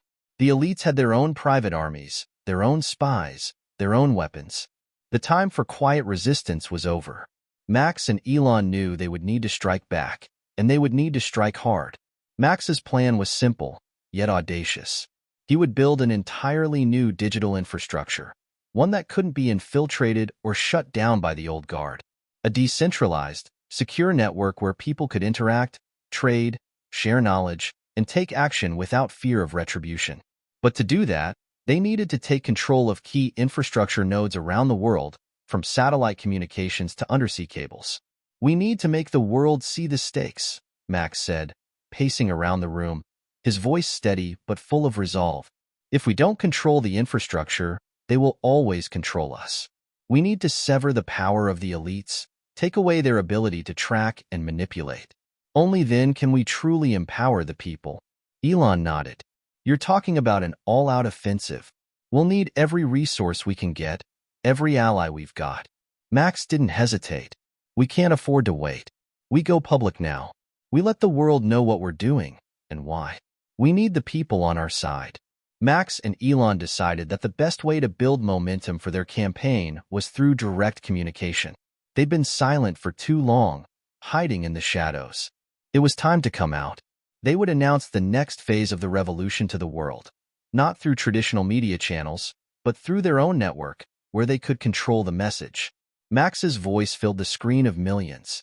His face, once just that of a child prodigy, now carried the weight of a global movement. "This is the future," he said, his tone calm but powerful. "The systems of control that have ruled us for so long are crumbling. The elites, the powerful, the ones who have manipulated and exploited us for centuries, they will fight back. They will try to silence us, but they will fail." A shot of Elon appeared beside him. "We are not fighting for a new world just for the few. We're fighting for the many. We're fighting for a world where knowledge is free, where resources are shared, where power belongs to the people. We're going to take control of the infrastructure that powers our world, and we're going to rebuild it from the ground up." Max leaned forward. "But we can't do this alone. We need you, the people, to join us. We need to act. Now, together, we will be unstoppable." The response was immediate and overwhelming. Social media platforms, independent news outlets, and underground networks buzzed with the news. Max and Elon had just declared open war on the old order, and millions of people were ready to fight back.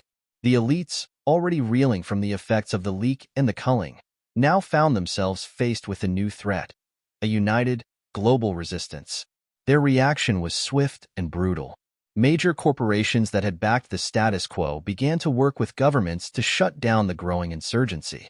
They used their influence to block Max's messages, shut down communications, and launch digital counterattacks. But it was too late. The network was already growing, and the people were already mobilizing. In the streets, protests turned into full-fledged rebellions. In every major city, people were demanding that the old system be dismantled. The pressure was mounting on the elites. Every day, it seemed, they lost more ground. Financial markets began to wobble, and governments, once confident in their power, started to crumble.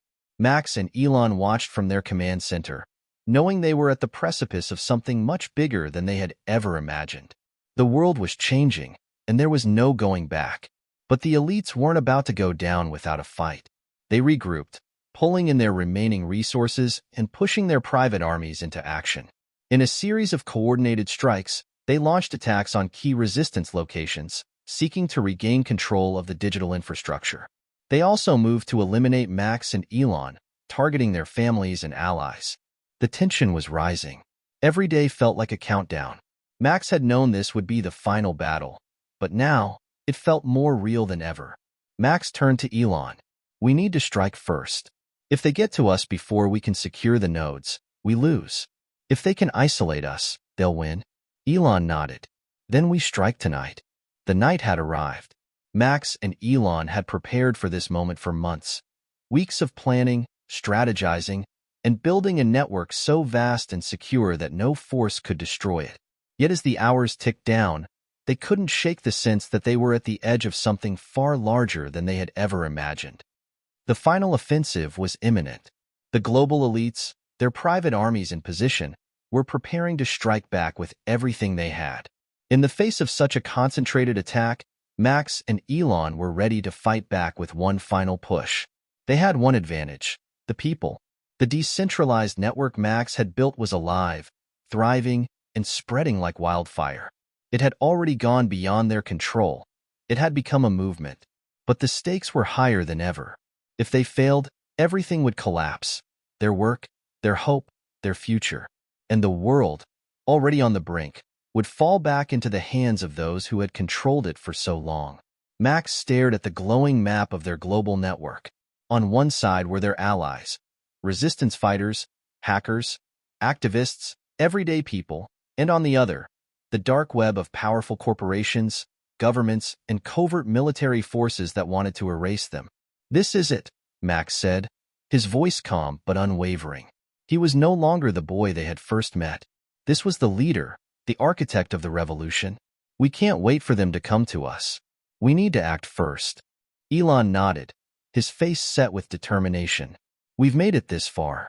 We're not turning back now." Max and Elon's plan was ambitious, an all-out strike across multiple fronts. They would use the power of the people, harnessing the network Max had built, to disrupt the elite's control over key infrastructures. It would be a synchronized, global effort, an attack on the heart of the system they had worked so hard to create.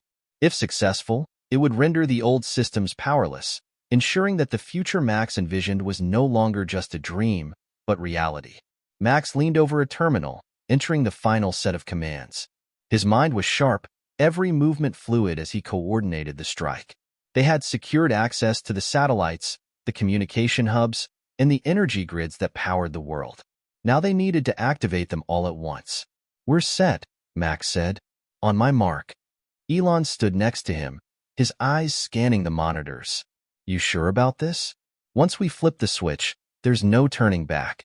Max looked up at Elon, the weight of the decision heavy on his shoulders. "We're not just flipping a switch, Elon. We're giving the people the power they deserve. This is the only way to ensure they can't silence us." The countdown had begun. Max's finger hovered above the keyboard, but as he prepared to initiate the command, something unexpected happened. The lights in the command center flickered, then went out completely. For a brief moment, the room was shrouded in darkness. "What the hell was that?" Elon muttered, scanning the screens for any signs of interference. Max's eyes shot open wide. "They found us. The elites, they've infiltrated our network." Just as he finished speaking, a new message appeared on the screen. It was encrypted, coming from an unknown source. Max's pulse quickened as he decoded it. The message was simple, chilling. "You can't win. The system is too powerful.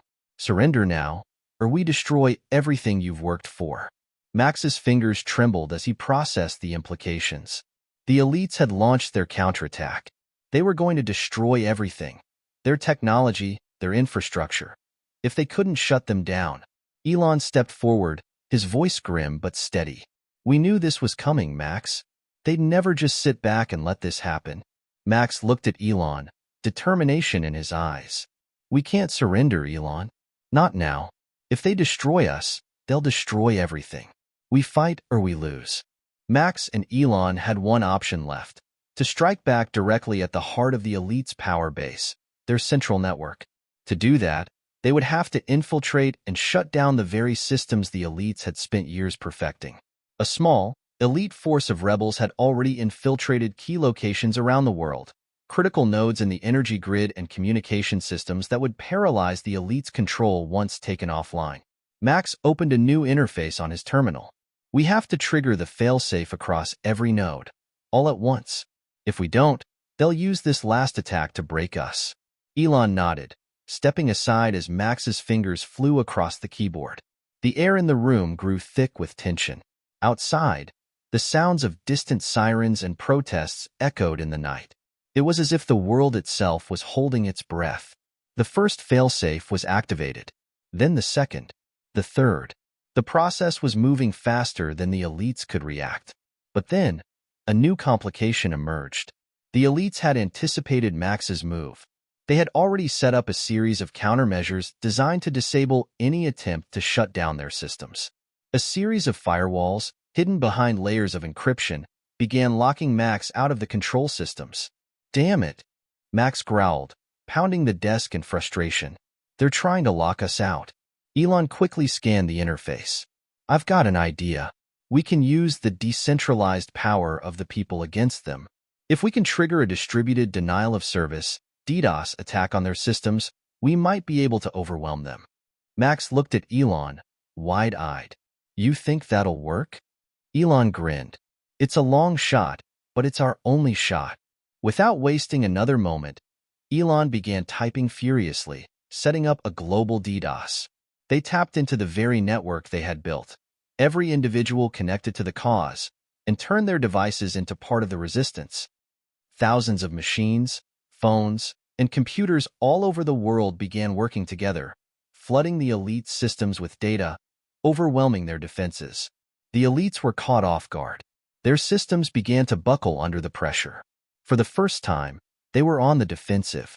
Max and Elon watched as the tide of battle shifted. The global DDoS attack, combined with their earlier strike, had created a perfect storm.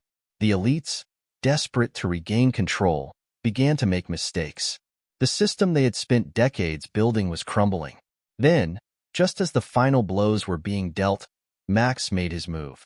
With the elite systems in chaos, he triggered the last command. "Done," Max said, a sense of quiet triumph in his voice. The decentralized network that had once been a tool of resistance was now the new foundation for the world. Across the globe, lights began to flicker back on. Communications, energy grids, and financial systems that had once been under the elite's control were now in the hands of the people. The old order had been dismantled. For the first time in history, the people were in control. As dawn broke, the world was irrevocably changed. Governments fell. Corporations crumbled. The centralized power that had held the planet in a vice grip for so long was no more. The elites, now powerless, retreated into the shadows, their once great systems shattered. Max and Elon stood at the heart of the revolution, but they knew the battle was far from over. They had won this war, but the real challenge was just beginning. Rebuilding the world in the image they had dreamed of. A world that was free. A world where the power was in the hands of the many, not the few. As the new world began to emerge from the ashes of the old, Max turned to Elon, his face lit with resolve. "It's just the beginning, Elon. We've freed the world, but now we have to help them build it." Elon smiled. "And we'll build it together." The dust had settled. The battle was over, but the war for the future of the world was just beginning. Max and Elon stood on the precipice of something monumental, something that could change humanity's trajectory forever. But as the world began to rebuild in the aftermath of the old order's collapse, they were confronted by a painful truth. Even in the absence of the elites, there would still be forces trying to maintain power, still divisions within the very people they had fought to free. The decentralized network Max had built, once a beacon of hope, now served as the foundation of a new world order. People were empowered, yes, but they were also uncertain, frightened. The sudden removal of a power structure, however corrupt, left a void. And where there was a void, chaos often followed. As the sun rose on this new world, Max felt a weight in his chest. It wasn't guilt, but a sobering realization. They had won, but now they had to rebuild everything. The systems, the societies, the trust. A fractured world needed unity, but Max and Elon knew that unity would not come easily. The first few months of the revolution had been exhilarating. The old systems had crumbled, the people had taken control, and it felt like nothing could stop the momentum. But as the celebrations faded and the reality set in, the fractures started to show. Max was in his office, staring at the data on the screens in front of him. There was a new kind of unrest. In some regions, people were beginning to question the very network that had brought them freedom. A wave of distrust was sweeping through certain sectors of society, as people began to ask whether Max and Elon's vision was truly better than what they had before. Elon walked in, his expression weary but focused. "What's going on, Max?" "The network's stronger than ever, yet I'm hearing about people starting to push back." Max looked up, frustration written across his face. "It's not just the old elites anymore. Some of the decentralized groups are starting to splinter. They're fighting over how the future should look. Some want to take power for themselves. Others are trying to return to the old ways, arguing that complete decentralization is too risky." Elon leaned against the desk, deep in thought. "We knew this could happen. Power isn't just going to fall into the hands of good people. It's human nature to want control, and in the absence of the elites, there are always others ready to step in." Max nodded. "And then there's the fear. Some people don't know how to live in a world without someone telling them what to do. They've been conditioned for too long." As the months passed, the cracks deepened. Two primary factions began to emerge within the decentralized world. The technocrats, who believed in using technology to bring about order and efficiency, and the anarchists, who wanted to dismantle any form of hierarchy and build a completely free society, even if it meant chaos. The divide wasn't just ideological, it was practical. The technocrats wanted to create new systems to ensure stability and prosperity, while the anarchists believed that any system would inevitably become corrupt and would lead to oppression. Max found himself pulled in two directions. His vision had always been one of balance, empowering individuals while maintaining some level of infrastructure for society to function smoothly. But as the world grew more complex, it became clear that maintaining balance was harder than it seemed. One evening, Max sat down with Elon in the command center, a quiet but intense conversation between the two. "We can't keep moving forward if we're divided like this," Max said, his voice strained. "What happens when the people who support the technocrats clash with those who support the anarchists?" Elon stared at the screens, his fingers drumming nervously on the table. "It's going to be ugly. Some of these groups are willing to go to war for their ideals. There's always going to be someone who thinks they know better, and they'll fight to impose their vision of the future." Max clenched his jaw, the weight of the decision settling heavily on his shoulders. "We can't afford to have the world fall apart again. We need to find common ground. But how do you do that when people are this divided?" Elon looked up. "We start by listening. People are scared. They've been promised freedom, but freedom without direction is chaos. We need to create a new structure, one that acknowledges their fears and gives them something to hold on to, while still allowing them to have control. It's not about taking back power, but sharing it." Max stood up, pacing the room. "It's more than that, though. It's about rebuilding trust. We can't just force people to accept what we've built. We need to show them that this new world is one where they have a stake in the outcome." To try to bridge the growing divide, Max and Elon called for a global summit. They invited representatives from every corner of the world, from the technocrats, the anarchists, and the general populace. The summit was to be a new beginning, a chance for the world's new leaders to discuss their future without the interference of the old powers. The location chosen was symbolic, an abandoned United Nations building, now repurposed to serve as the new meeting ground for a world free of traditional governance. The goal was to find a path forward that would unite the world, a road that didn't sacrifice freedom for the sake of order, or order for the sake of freedom. Max stood at the podium, looking out at a sea of faces, some hopeful, some wary. The eyes of the world were on him. It was his moment to prove that the dream of a better world could truly work. "We're not here to force anyone into a system," Max said, his voice carrying across the room.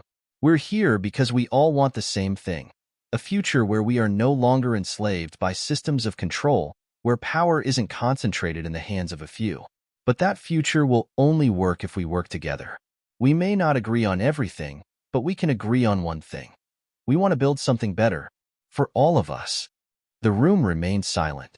Some nodded in agreement, while others looked on skeptically. Max could feel the tension in the air, but he refused to back down. Elon spoke next, his voice calm but firm. "We've been given a rare chance. The old systems are gone. We don't have to fight for power. We have it already. But it's up to us to decide how to use it. How to use it responsibly." The summit was long and contentious. Heated debates broke out, old ideologies clashed, but through it all, a sense of shared purpose began to emerge. People realized that while they might not agree on every detail, they were all part of a common struggle. A struggle not just against the elites, but against the systems of division that had kept them from truly connecting with one another. By the end of the summit, a tentative agreement was reached. A council of representatives would be formed, ensuring that no one faction would have complete control.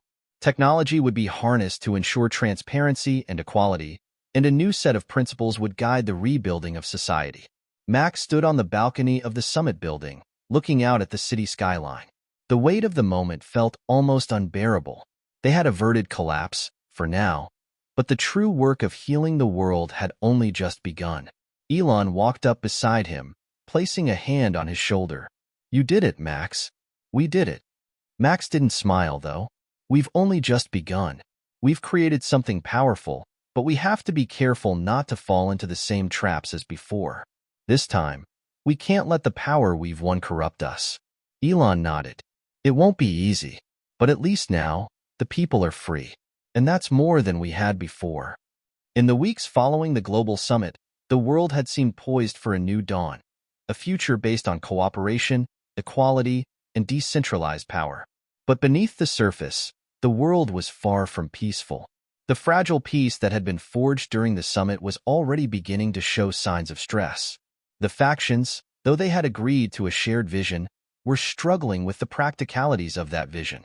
Trust, once so easily broken, was hard to rebuild. Max sat at the table in the war room of their new headquarters, staring at the live feeds from around the world. Reports were coming in from every corner: protests, skirmishes, and calls for a return to old systems.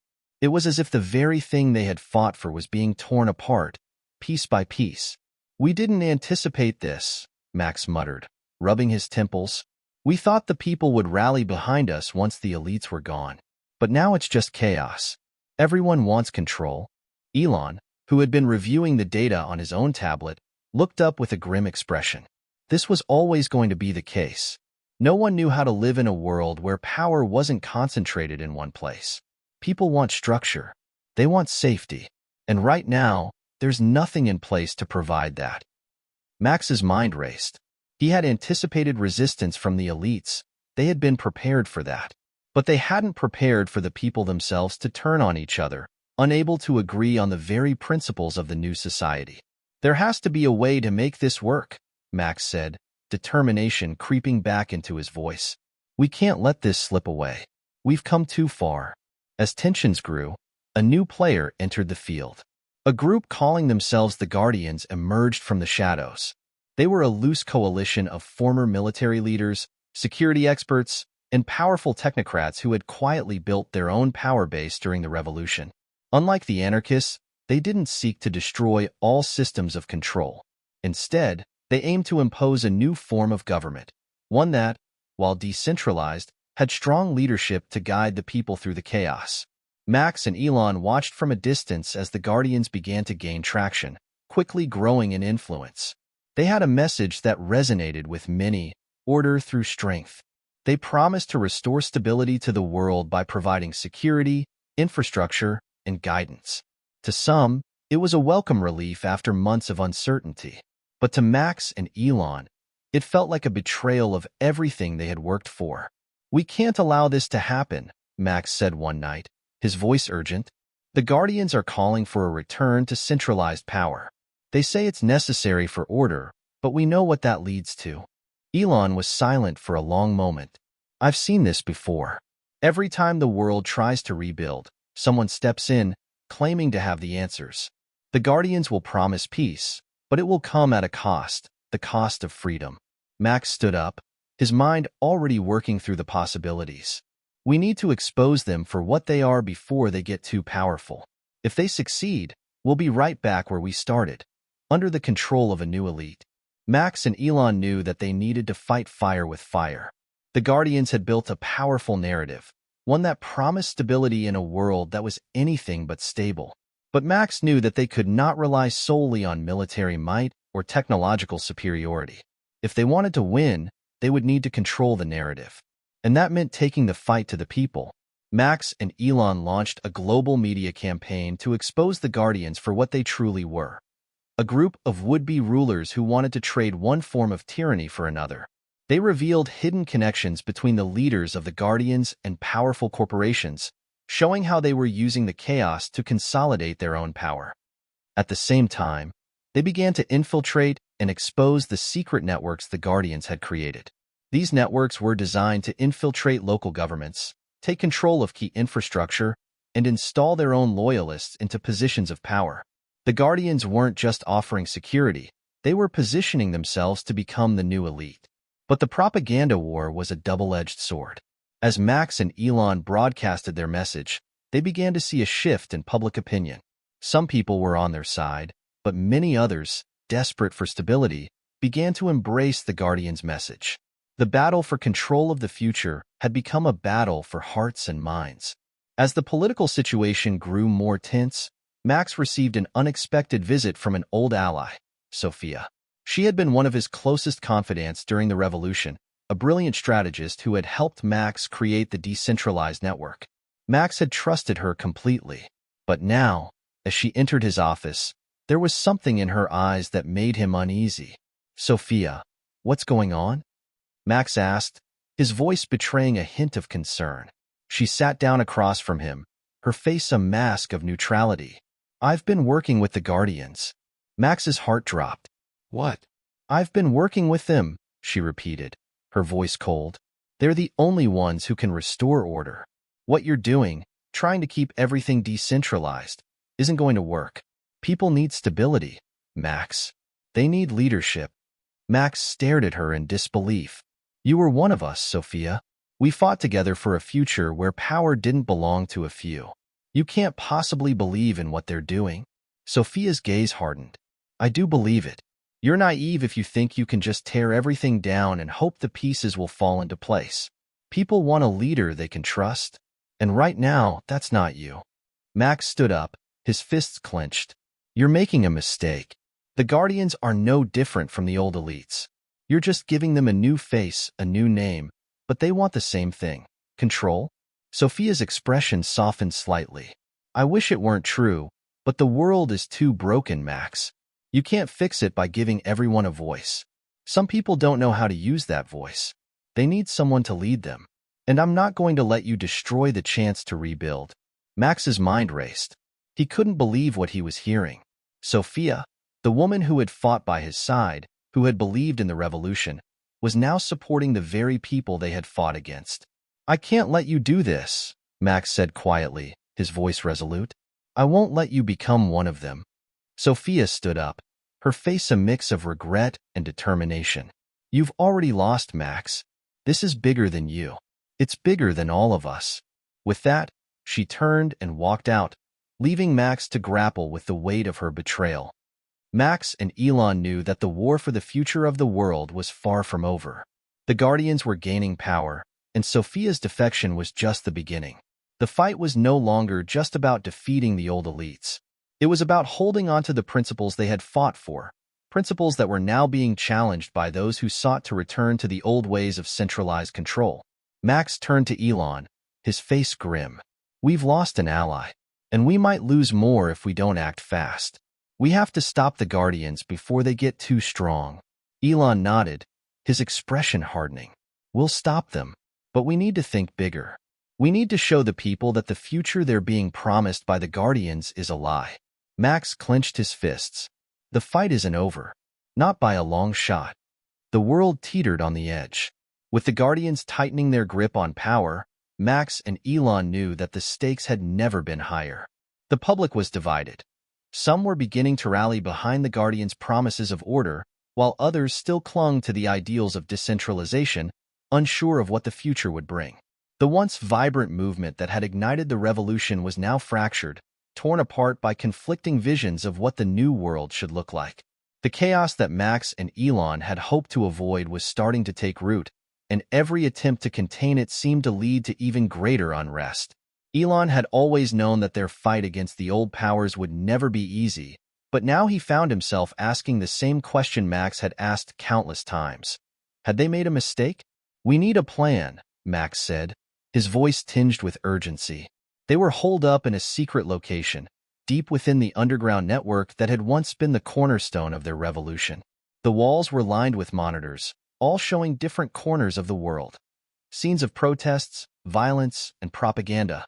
Max and Elon had been working tirelessly to expose the Guardians for what they were, a new form of tyranny in the making.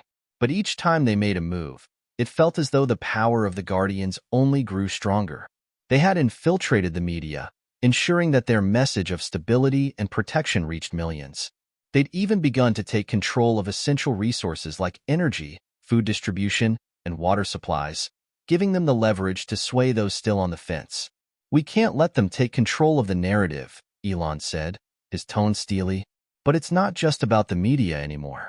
They've got the infrastructure. They've got the loyalty of the military and the tech giants. They're playing a long game, Max." Max stared at the screen in front of him, the faces of the Guardians' leaders flashing across the monitor. He recognized one of them, Sophia. She was sitting beside Marcus Drake, the leader of the Guardians, a former general who had managed to rally the military forces under his command. "People like Marcus," Max muttered under his breath. "They thrive on fear. And that's what they're doing now, scaring the world into believing that a return to control is the only way forward." Elon looked at him with a mix of frustration and determination. "We've got to remind them why they're afraid of control. But we need a movement. A message that unites people once again." Max knew Elon was right. The people were scattered, unsure of their place in a rapidly changing world. The Guardians had managed to exploit that uncertainty, presenting themselves as the only option for a stable future. But stability under their rule would come at a cost: freedom.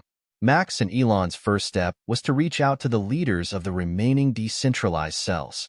There were pockets of resistance scattered across the globe, people who had refused to give up the dream of a world where power was shared equally, not concentrated in the hands of a few. These were the real fighters, the ones who had survived the fall of the old order and were now faced with a new battle. They called it the underground movement. It was a resistance that had no central command, no hierarchy, no leader. Instead, it was a network of like-minded individuals and groups who believed in the principles of decentralization and freedom. They weren't about to let the Guardians turn back the clock on everything they had fought for. The underground movement had been hiding in plain sight, operating in the shadows of society. Now, they needed to come out into the open. Max knew it was dangerous, but they had no choice. The Guardians couldn't be allowed to complete their takeover. In a dimly lit room, Max addressed the leaders of the underground movement via encrypted video calls.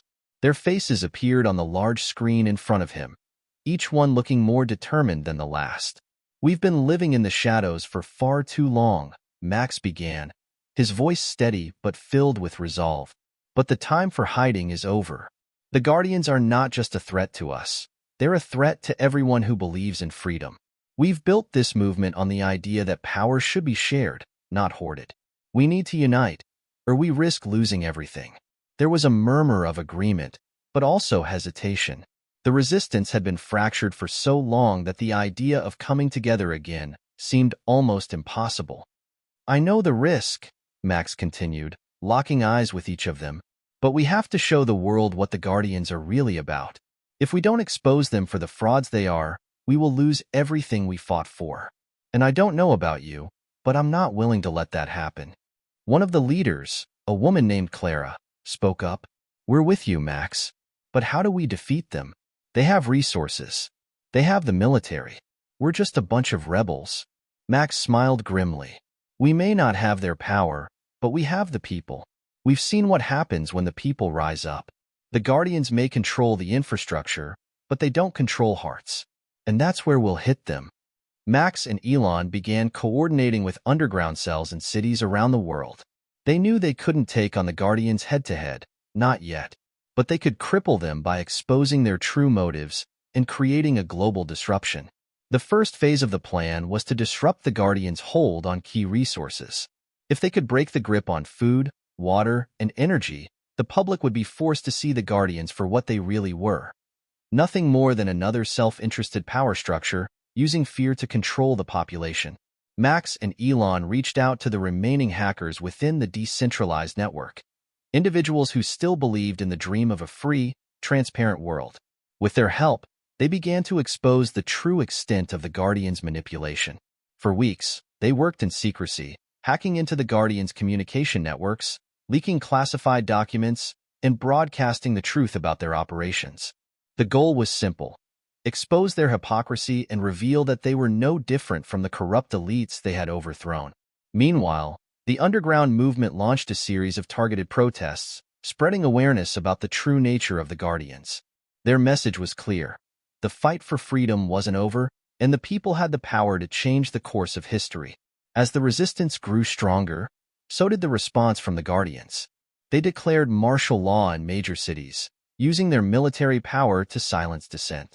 Max and Elon were no longer just fighting an ideological battle. They were fighting for survival. Then, in a twist that shook Max to his core, he received word that Sophia had taken drastic measures. After working in the shadows for months, she had positioned herself as the public face of the Guardians movement. Now, she was leading a crackdown on the resistance, using her knowledge of the decentralized network to track down key leaders. "Sophia," Max muttered, his heart heavy with betrayal. She had once been his ally, his confidant. But now, she was part of the system they had fought to destroy. Max and Elon had no choice but to prepare for a full-scale battle. They knew it was coming. The Guardians would not let go of their grip on power willingly. The world was on the brink of collapse, and the final confrontation between the forces of decentralization and those who sought to impose control was about to begin. The storm had arrived. The final confrontation between the forces of decentralization and the Guardians was no longer a matter of ideology or political debate. It was a fight for survival. A battle not only for control of resources, but for the very soul of the future. Max and Elon sat in a makeshift command center, the walls lined with screens that showed real-time reports from their underground network. Outside, the world was in chaos. The Guardians had unleashed their military forces, and protests had erupted in every major city.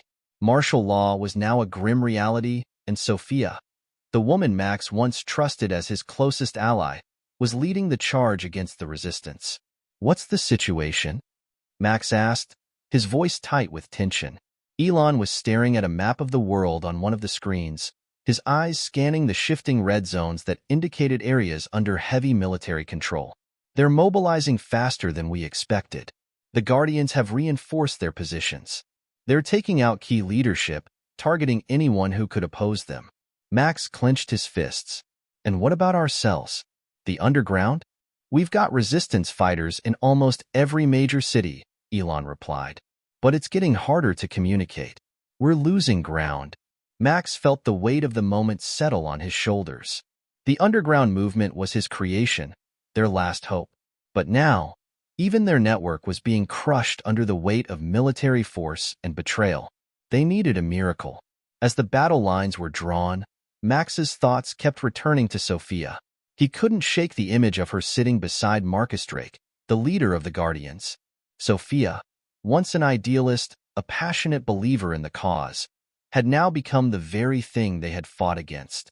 It wasn't just her betrayal that weighed on him. It was the loss of a shared dream. She had been the heart of their movement in the early days, always reminding them of the big picture, of why they had to dismantle the systems of control that had long held the world in chains. And now, she was standing at the top of a new hierarchy, pushing the world back into the very grip they had tried so desperately to escape. Elon's voice broke his thoughts. "Max, we need to decide. We can't wait much longer. The Guardians are moving in on the city. We either make our stand now, or we risk losing everything." Max looked at him, the gravity of the decision weighing on him. "We go in. We have to expose them, now, before they can take control of the narrative entirely." Elon gave a curt nod. "Let's make it happen." The strategy was risky, but it was their only option. Max, Elon, and the remaining leaders of the underground movement planned a series of synchronized strikes across key locations in the cities where the Guardians had their strongest footholds. The idea was simple: disrupt the Guardians' control of critical infrastructure, sabotage their communications, and broadcast the truth about Sophia's betrayal. In the dead of night, as the world slept under the oppressive weight of martial law, Max and Elon led a small group of rebels into the heart of the city. They moved quickly and quietly, relying on the element of surprise to infiltrate Guardian strongholds. The first target was a communication hub, a heavily guarded facility that the Guardians used to spread their propaganda. The plan was to take it down, access their servers, and expose the full extent of the Guardians' manipulation. "Everything depends on this," Max said, looking around at the team. "If we can get into the network and leak their secrets, we can turn the tide." They moved in swiftly, avoiding the Guardian patrols and using the darkness as cover. The facility was more secure than they had anticipated, but with the help of their most skilled hackers, they managed to breach the system. Inside, they found evidence of the true extent of the Guardians' plans that involved not only maintaining control over the world's resources, but also systematically eliminating anyone who posed a threat to their new regime. Max's hands shook as he scanned the files, each document more damning than the last. Sophia's name was all over it. Her orders, her involvement in the crackdown on dissent. This wasn't just about power. This was about control. Total control. "This is it," Elon said, his voice low as he surveyed the documents. "We have the smoking gun." Back at their underground base, Max and Elon uploaded the files to every social media platform they could access. It wasn't enough to simply take down the Guardians' propaganda. They needed to spread the truth far and wide. They needed to show the world what was really happening. Within hours, the documents were flooding the internet. Images of Sophia, the woman who had once been the face of their revolution, were everywhere, leading military operations, issuing orders to suppress protests, and collaborating with MacusStories in plans to consolidate power. Max watched the reactions unfold.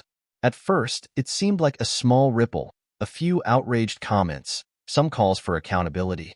But then, the messages began to snowball. Protests erupted in the streets, and people who had once supported the Guardians began to question their true motives. The public's trust in the Guardians was shattered. The world had been fooled, but now they were waking up. Sophia, for all her brilliance, had underestimated the power of the truth. The leaks spread like wildfire, and soon, the very foundation of the Guardians' control began to crack. The people, once too afraid to stand up, found their voices. In the chaos, Max could only imagine how Sophia felt. The walls closing in on her, her allies turning against her. In a desperate move, she took to the global broadcast network, her face appearing on screens around the world. "I know what you've seen," Sophia began, her voice calm but tinged with fear. "But you don't know the whole story. The Guardians, they're not the enemy. They are the ones who will lead us to safety. What you see as control is actually protection. We are doing what is necessary to keep the world from descending into total anarchy." Her words were smooth, calculated, but the public wasn't buying it anymore. They'd seen the documents. They'd seen her involvement in the betrayal, and they knew the truth. Sophia's face, once a symbol of hope and revolution, now represented everything they had fought against. With the truth now exposed, Max and Elon knew that they couldn't stop. This battle had to be won, not just through words or leaks, but through action. They called on every cell, every fighter, every person who had ever believed in the cause to take a stand. The next phase of their plan was about to begin. It was time to take the fight to the Guardians directly. Max and Elon knew that the final battle wouldn't be fought with guns or bombs. It would be a battle for the hearts and minds of the people. The Guardians had their military power, but Max and Elon had something far stronger, an idea. A belief that the future of the world didn't belong to a few. It belonged to everyone. Max and Elon stood on the edge of a precipice, looking out over the city they had fought so hard to protect. The world was watching as the revolution continued to unfold, the momentum of their cause growing stronger with each passing hour. But as the resistance spread and the truth about the Guardians came to light, the battle had shifted into something even more dangerous, one that could spiral into complete anarchy or spark a new hope for the future. The underground movements had exploded in numbers, but so had the Guardians' crackdown. Martial law had become an everyday reality in many parts of the world, and their military was more ruthless than ever. The power structure was beginning to show cracks, but Max and Elon knew that the Guardians wouldn't go down without one last, desperate fight. Max leaned over the map spread out on the table in front of them. "The Guardians are consolidating their forces around the major power centers," he said, pointing to the screen where the resistance activity had reached a fever pitch. "They've put up checkpoints in every city, cut off communication, and they're threatening mass arrests if anyone resists. But we're not just fighting against their military strength, we're fighting against the idea that they are the only ones who can bring order to chaos." Elon crossed his arms, eyes fixed on the flickering images of cities on the verge of collapse. "It's a fight for the soul of humanity. If we don't stop them here, they'll have the entire world under their thumb, and we'll be back to square one, just with a new set of rulers." Max nodded. "This ends now. We can't afford to wait any longer. The longer we delay, the more people will fall into the hands of the Guardians. We need to strike fast and decisively."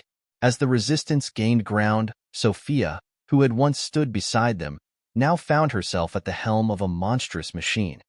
A machine designed to control and manipulate. The leak of information about her involvement with the Guardians had shaken the world, but in a twisted turn, she had managed to turn some of it into a rallying cry. People who once idolized her now saw her as a symbol of salvation, not oppression. And now, she had a plan of her own. In a final broadcast, Sophia appeared on screens across the globe, her eyes fierce and unwavering. "You've seen the truth," she said, her voice loud and authoritative, "and I understand your doubts. I know you're scared, but the truth is, we have to fight for order. Chaos is what brought us here in the first place. If we let the world fall into anarchy, if we let this so-called revolution tear us apart, we'll be left. What kind of future will we have? The Guardians are the only ones who can keep the peace." Her words were calculated, designed to appeal to the desperation of a world on the edge of collapse. But for Max and Elon, it was a clear sign that the final battle had begun. The fight was no longer about ideals. It was about survival. The world had to decide. Would they embrace decentralization and freedom, or would they submit to control and order under the Guardians? As Sophia's broadcast ended, Max and Elon knew their time had come. The underground movements were united for one purpose now: to dismantle the Guardians' empire once and for all. They couldn't afford another misstep. The plan was set. A coordinated global strike aimed at crippling the Guardians' remaining strongholds. Max and Elon would spearhead the operation from their base, while resistance cells would target the most critical assets: military bases, communication hubs, and supply lines. "Everyone's in position?" Elon asked, his voice calm but filled with the weight of the moment. "Everyone," Max replied, standing up, his resolve hardening. "This is it. We take back the narrative and the power. We expose the Guardians for what they truly are, nothing more than another oppressive regime." Elon gave a sharp nod. "Then let's do it." The moment was tense, but it was also a moment of clarity. The resistance had come a long way. The journey had been fraught with challenges, betrayals, and sacrifices. But now, they were united, ready to make their final stand. The resistance had planned every detail, and they launched the first wave of attacks in the dead of night. In city after city, resistance fighters took action, hacking into government servers, disabling the Guardians' military communications, and broadcasting critical information about their operations. It was a multi-front assault, and the aim was clear: create confusion and chaos among the Guardians' ranks while inspiring the people to rise up. Max and Elon moved quickly, coordinating with resistance cells across the globe. They watched as their allies took down key targets: military outposts, supply lines, and government buildings, all while spreading the truth about the Guardians' tyranny. But just as the resistance began to gain ground, the Guardians fought back with everything they had. Armed with the full force of their military, they pushed back against the insurgents, using brutal tactics to restore order. It was a war of attrition, with each side determined to win at any cost. Max and Elon watched the reports come in from their underground network. The Guardians were tightening their grip on the cities, but the people were fighting back. The streets were filled with protesters, while underground cells were rallying the masses. Max felt a flicker of hope in his chest. The tide was turning. Back at the Guardians' headquarters, Sophia watched the resistance unfold on the screen before her. She had underestimated the power of the truth and the determination of the people, but she refused to back down now. In an attempt to quash the growing resistance, she launched a counteroffensive. Marcus Drake, her right-hand man, pushed a new directive: deploy a special forces unit to hunt down key members of the underground movement. They would use every resource at their disposal to track down Max, Elon, and the leaders of the resistance. Sophia's heart raced as she watched the military units move out, knowing full well that the people were beginning to rise up against her. For all her strategy and control, the resistance had struck a nerve. The Guardians were no longer just a government. They were becoming the enemy of the people. As the battle raged on, Max and Elon found themselves standing at the brink of their final confrontation. The resistance had managed to take control of several key cities, but the Guardians were regrouping, preparing for a last stand. Max received an encrypted message, an invite from Sophia herself. She wanted to meet. "I'll go," Max said, his voice steely. "I'm not afraid to face her. She's the last piece of this puzzle. We end it now." Elon looked at him, concern flashing in his eyes. "Are you sure? You know what she's capable of. She'll stop at nothing to maintain control." Max nodded grimly. "I know, but this isn't just about us anymore. It's about the world. We have to show them that the fight is worth it." Max prepared himself for what would be the most dangerous meeting of his life. It was clear that Sophia, once a champion of the cause, was now a threat to everything they had worked for. Max sat in a small, dimly lit room, waiting for Sophia. The air was thick with tension. For the first time in years, he was unsure of the outcome. He had faced countless enemies, endured brutal betrayals, and fought wars of ideology. But this meeting with Sophia was different. This was personal. Across from him, Elon stood by the window, eyes scanning the horizon. The city below was still in turmoil, fires burning in the distance, protests in full swing. But even amidst the chaos, this was the moment that mattered most. "Are you sure about this?" Elon asked, his voice laced with concern. Max looked at his old friend, a mixture of determination and sadness in his eyes. "We need to end it, Elon. The world can't keep living in this fractured state. Whether we do it through peace or force, we need to settle this. For good." Elon sighed but didn't press further. He knew Max's mind was made up. They'd been fighting for freedom, for a decentralized future, for years, but now the battle was about to come to a head. "I'll be right outside," Elon added, his voice firm but supportive. Max nodded in acknowledgement.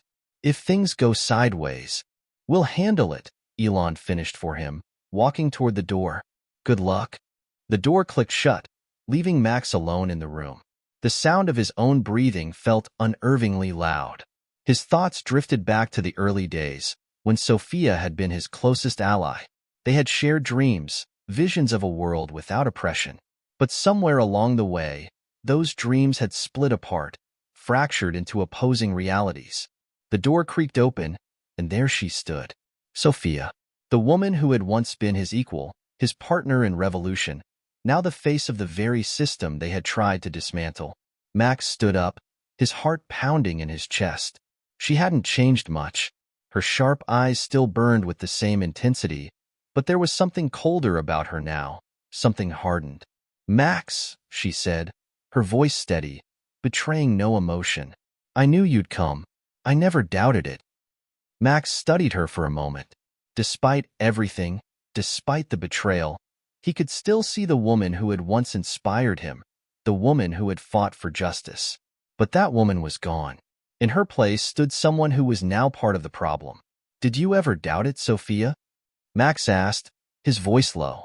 "Did you ever doubt what you were becoming?" Sophia's expression flickered, just for a second, before she steeled herself. She walked into the room, her steps measured and deliberate. "I did what I had to do, Max. The world was falling apart, and we needed control to fix it. People are scared. They need a leader, someone who can bring order." Max felt the sting of her words. "Control? Is that what you call it now? You don't lead the people, you control them. You've become everything we fought against." Sophia paused, her gaze softening just for a moment. "We can still fix this. The Guardians, we can be a force for good. We can bring stability. You can help us, help me." Max's chest tightened. "Help you? After everything?" "No, Sophia. This ends now. This isn't about saving the world anymore. It's about saving the people from your tyranny." Sophia's eyes narrowed, and for a split second, Max saw the woman he once knew, the passionate, idealistic Sophia who had dreamed of a better world. But that woman was buried deep beneath layers of guilt, fear, and power. She took a deep breath, then met his gaze. "I didn't want it to come to this, Max. I thought we could do it together. But now," she trailed off, as though the weight of her own words was too much to bear. Max knew this was his moment. He could walk away, leave her to fight for her future alone, or he could do what needed to be done. He could try to reason with her one last time. "I can't stand by and let you destroy everything we fought for," he said, his voice shaking with emotion. "I won't be a part of this, Sophia. Not now. Not ever." For a moment, there was silence. The world outside seemed to fade away. Max could feel his heart racing in his chest, his fingers itching to act. He didn't know how much longer he could hold himself together, but he knew he couldn't back down now. Sophia stepped forward, her eyes flashing with intensity. "You don't understand, Max. You think I wanted this? You think I wanted to control people? I wanted to save them. I had no choice." Max felt his anger flare. "You always had a choice. You chose power over the people. You chose control over freedom. I did it because someone had to," she snapped, her voice rising. "You think the world would have survived another collapse? Another war? There was no time for idealism, Max. There's no time for your dream of decentralization. It was always a fantasy." Max's heart ached as he looked at her, seeing how far she had fallen. He could see the desperation in her eyes, but he also saw something else, a flicker of doubt. "No, Sophia," he said quietly. It was never a fantasy. It's the only way forward. The people deserve freedom, not the heavy hand of the guardians. She closed her eyes, as though trying to shut out his words. I am the people, Max, and I will do whatever it takes to protect them. Max's breath caught. She was lost to him, lost to the dream they had once shared. There would be no saving her. She had already made her choice. Sophia's voice softened, almost pleading now. You don't have to do this, Max. Come with me. We can end this. Together. You can be the one who shapes the future. Max shook his head slowly. I've seen what your future looks like. It's a prison of your own making. For a long moment, they stood there, locked in a silence that spoke volumes. Then, without warning, the door burst open. Elon stepped in, his expression hard. We can't stay here, he said urgently. We've got incoming. The Guardians have already dispatched a team to take us out. Max turned to Elon, then back to Sophia. The final decision had been made. There would be no reconciliation, no more talks. With a look that felt almost like a final goodbye, Max turned to leave the room, Elon at his side. Behind them, Sophia remained standing, a solitary figure, her back to the world they had once dreamed of. As Max reached the door, he heard her voice one last time. You'll regret this, she said, her words carrying a heavy finality. You'll see that I was right. You'll see that control is the only answer. Max didn't turn back. He couldn't. The truth was clear now, clearer than ever before. Sophia had crossed a line she couldn't uncross. There would be no turning back for her, only the weight of her choices and the consequences that would follow. Elon and Max left the room, their footsteps echoing in the hallway. The resistance was waiting. The final battle was still to come, but the path ahead was now certain. The world was at a crossroads, and the future of humanity hung in the balance. The final confrontation had begun. The streets were alive with the sounds of resistance. Gunshots, explosions, and the rallying cries of revolutionaries echoing through the air. Max and Elon had made their choice. They couldn't go back. There would be no second chances. The battle for the future of the world was unfolding before them, and it wasn't just about defeating the Guardians. It was about proving that the world could thrive without their iron grip. Max, his eyes steely with determination, stood at the helm of the Resistance's command center. His mind was focused, but his heart was heavy. He knew what was at stake: freedom, hope, and the future of generations to come. It wasn't just about fighting a war. It was about fighting for a future where humanity could truly choose its own path, free from the shackles of authoritarian control. Elon stood beside him, his face grim. The stakes had never been higher. The Guardians had deployed their final line of defense, a massive, heavily fortified military force ready to crush the rebellion once and for all. But there was no turning back now. The Guardians will come for us, Elon said, his voice calm but carrying the weight of experience. They'll throw everything they have at us. We need to be ready. Max nodded. We are ready. This ends tonight. They had spent months preparing for this moment. Every resistance cell, every underground network, every last ounce of their collective effort had led them to this final battle. The Guardians might have the power, but they no longer had the people's trust. The truth had been laid bare. The Guardians were not the saviors they claimed to be. They were the oppressors. Back at the heart of the Guardian stronghold, Sophia was watching the chaos unfold on the screens before her. Her face was tight with a mixture of rage and desperation. The rebellion was winning ground. Her plan to bring order had faltered. The systems she had put in place were crumbling, and with every piece of information coming through her channels, it was becoming increasingly clear. The people had chosen their side. She had ordered the deployment of her elite forces to the front lines. Every last measure was being taken to protect the structure she had built. But in her heart, she knew the truth. She could no longer control the narrative. The resistance had become too strong. Sophia's hand hovered over the console, her fingers trembling slightly. Her thoughts were clouded with doubt. There was still time to stop it, she told herself. She could still turn the tide. But how? The message came through just as she was about to make a decision. Max has taken command of the final assault. We can't hold the cities much longer. The words hit her like a blow to the chest. Damn it, she muttered under her breath. It was too late to salvage the world she had tried to control. And yet, she could not let go. Not now. Not when everything she had fought for was on the brink of destruction.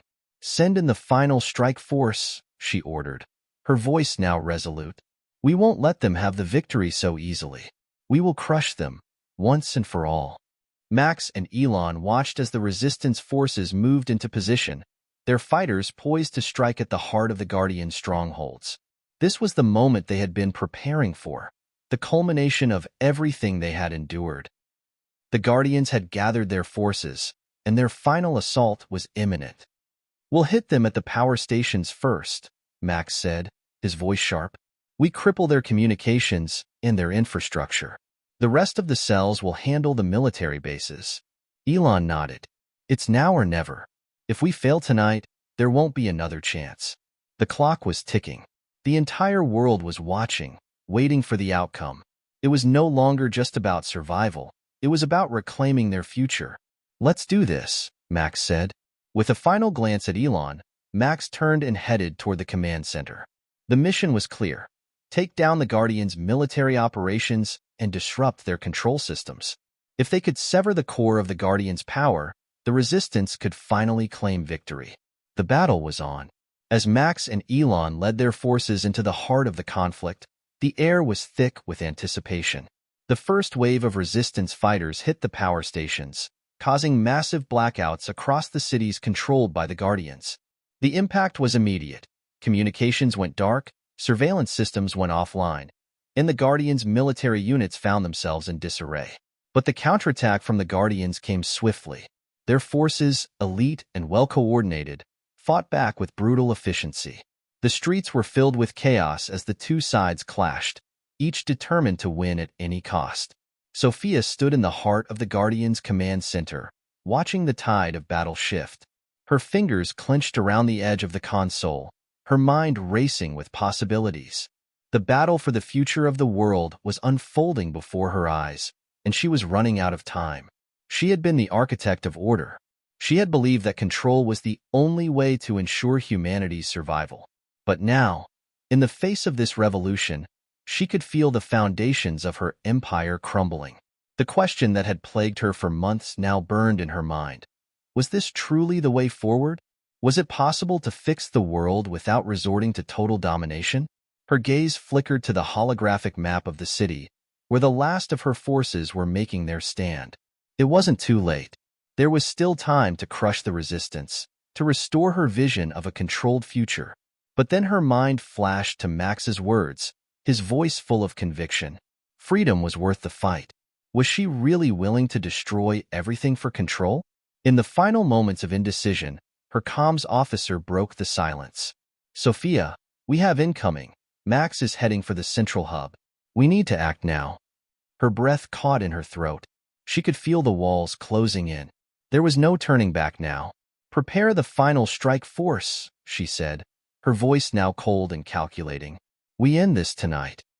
The two forces collided in a violent crescendo. Max and Elon led the charge, each knowing that the battle they fought was more than just a military one. It was a battle of ideals. The Guardians fought to maintain their grip on power, while the resistance fought to free the world from oppression. Max's team moved swiftly, taking down communication lines and disabling the Guardians' power grid. The elite forces of the Guardians countered with relentless precision, but the resistance was fueled by more than just military might. They were driven by a vision of a better world, one that no longer relied on fear and control. In the heart of the city, Max and Elon fought side by side, pushing toward the central hub where Sophia's command center was located. They could see the finish line. Victory was within their grasp. But they knew that the final battle would come down to one last confrontation: Max and Sophia. Max reached the door to Sophia's command center. His breath was heavy, his heart racing. The final showdown was at hand. Elon was close behind him, his eyes hard with determination. Max's hand rested on the door handle, and for a moment, he paused. This was it, the endgame. He was about to confront the woman who had once been his ally, the woman who had led them into this fight, but now stood on the opposite side. Behind that door was the future. But was it worth it? Could he bring himself to destroy the very system he had once believed could save the world? Before he could answer that question, the door swung open. There, standing in front of him, was Sophia. Max's heart skipped a beat. She was alone, but her eyes held an intensity that told him she had already made her final decision. "This is it, isn't it?" Sophia said softly, her voice tinged with resignation. "The end of everything I've worked for." Max's voice was firm, unyielding. "It doesn't have to end this way, but it does have to end. We can't keep living in fear." Sophia looked at him for a long moment, as if weighing her options. Finally, she spoke. "No, Max," she said, her voice breaking. "This is the only way. The people need order, and I am the only one who can give it to them."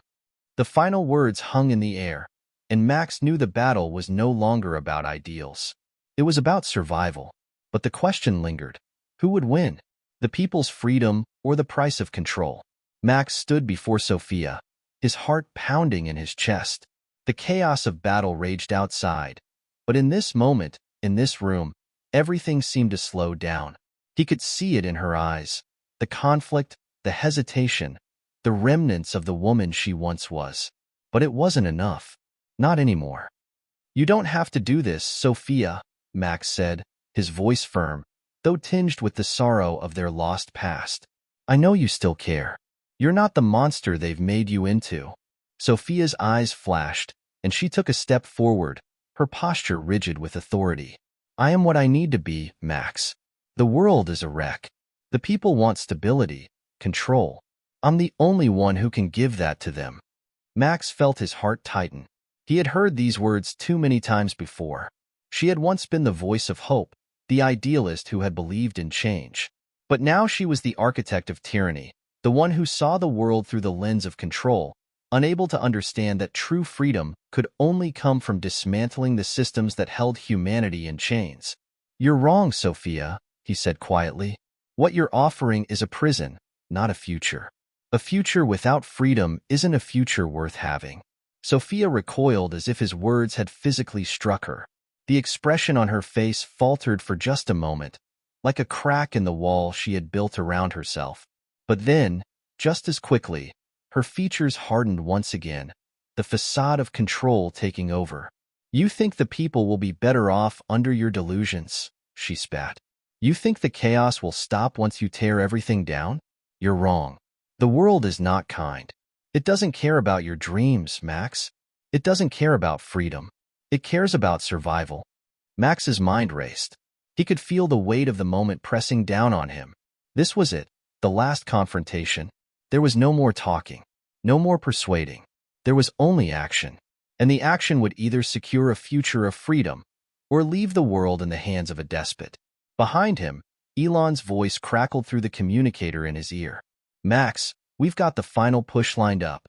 The Guardians' forces are regrouping. They're waiting for your signal." Max took a deep breath. His eyes never left Sophia. "This ends tonight, Sophia. The people are already rising. We're not going to stop until you've lost everything you've built."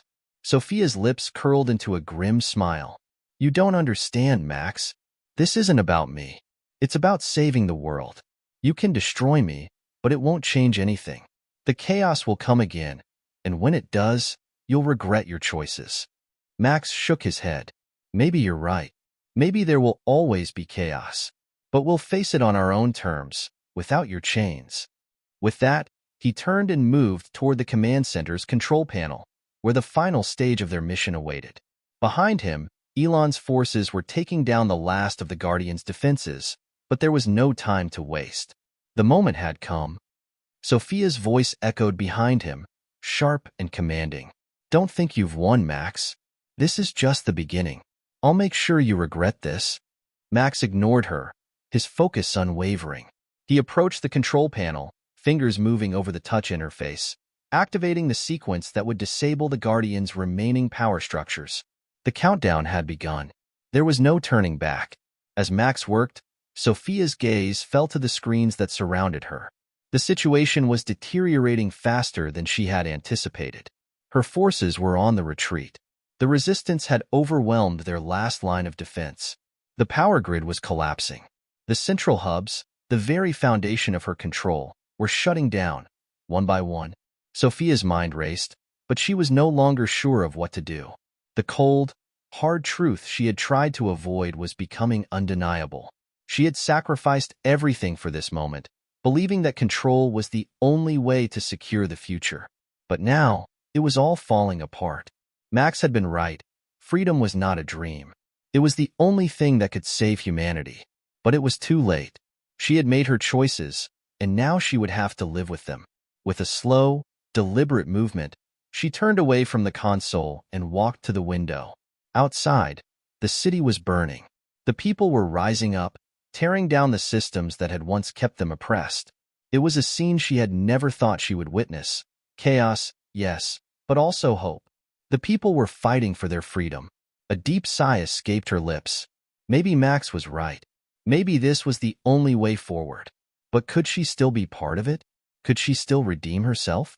The weight of her choices bore down on her, and for the first time in years, she felt the bitter sting of regret. The final stage was set. Max's hands moved quickly over the controls, setting the coordinates for the last transmission, one that would release the final blow to the Guardian's infrastructure. The battle was almost over, but there was no time to celebrate. The future of the world would be decided in these final moments. Max, Elon's voice came through the comms again, urgent now. We've got incoming. They're launching a counterstrike. If we don't get this transmission out now, we'll lose everything. Max's fingers flew over the keys, sweat beading on his forehead. The stakes had never been higher. One wrong move, one miscalculation, and the entire mission could fail. I know, Max muttered, more to himself than to Elon. He could feel the weight of responsibility pressing down on him. This wasn't just about ending the war. This was about creating a new world. A world without fear, without control, without the Guardians. With a final keystroke, the transmission went live. Max turned toward Elon, the look of determination in his eyes. The job was done. But just as they turned to leave the room, a sudden explosion rocked the building. The ground shook beneath them. The Guardians had launched their last desperate attack. Max's heart raced as he grabbed Elon's arm. We've got to go. Now. As Max and Elon ran through the corridors, explosions continued to ripple through the building. The fight wasn't over. The Guardians were fighting with everything they had, but it was clear. Their control was slipping away. The sounds of the revolution outside were growing louder. The people were marching, rising up to reclaim their freedom, their future. They weren't going to wait for permission anymore. They were taking control of their own destiny. Max's comms buzzed again. Max, it's over. The transmission went through. The Guardian's power grid is gone. We've won. Max exhaled, his body finally releasing the tension that had been building for so long. But the battle was far from over. The city, the world, everything was in flux. The revolution was just the beginning. The real work, rebuilding, redefining what it meant to be free, would take time. It would take courage. It would take everyone. Elon gripped his shoulder. We did it, Max. But we can't stop now. The world is changing. We need to make sure it changes for the better. Max nodded. We will. This is only the beginning. Back at the command center, Sophia stood in silence, watching the revolution unfold outside her window. She could feel the weight of history pressing down on her. The Guardian's control was crumbling, and there was nothing she could do to stop it. But in that moment, Sophia made a choice. She had spent so long fighting for control that she had lost sight of everything she had once believed in. The world wasn't something to be controlled. It was something to be nurtured. Perhaps, if she could still find a way to redeem herself, she could help rebuild what had been torn down. For the first time in years, Sophia allowed herself a single tear to fall. It wasn't a tear of defeat. It was a tear of hope. The world was broken, yes, but maybe it wasn't too late to heal it. The city was in ruins, but from the ashes of the old world, a new one was rising. The fight for freedom had been won, but the fight for a better future was just beginning. Max and Elon stood on the rooftop, looking out over the city below. The world was theirs to shape now. I don't know what comes next, Max said, his voice steady, though filled with uncertainty. Elon smiled. Neither do I, but we'll figure it out. Together. And as the sun began to rise over the horizon, a new day dawned on a world reborn. What do you think? Did Max and Elon make the right choice? Can the world truly be rebuilt after so much destruction? Let us know your thoughts in the comments below. What does the future look like to you?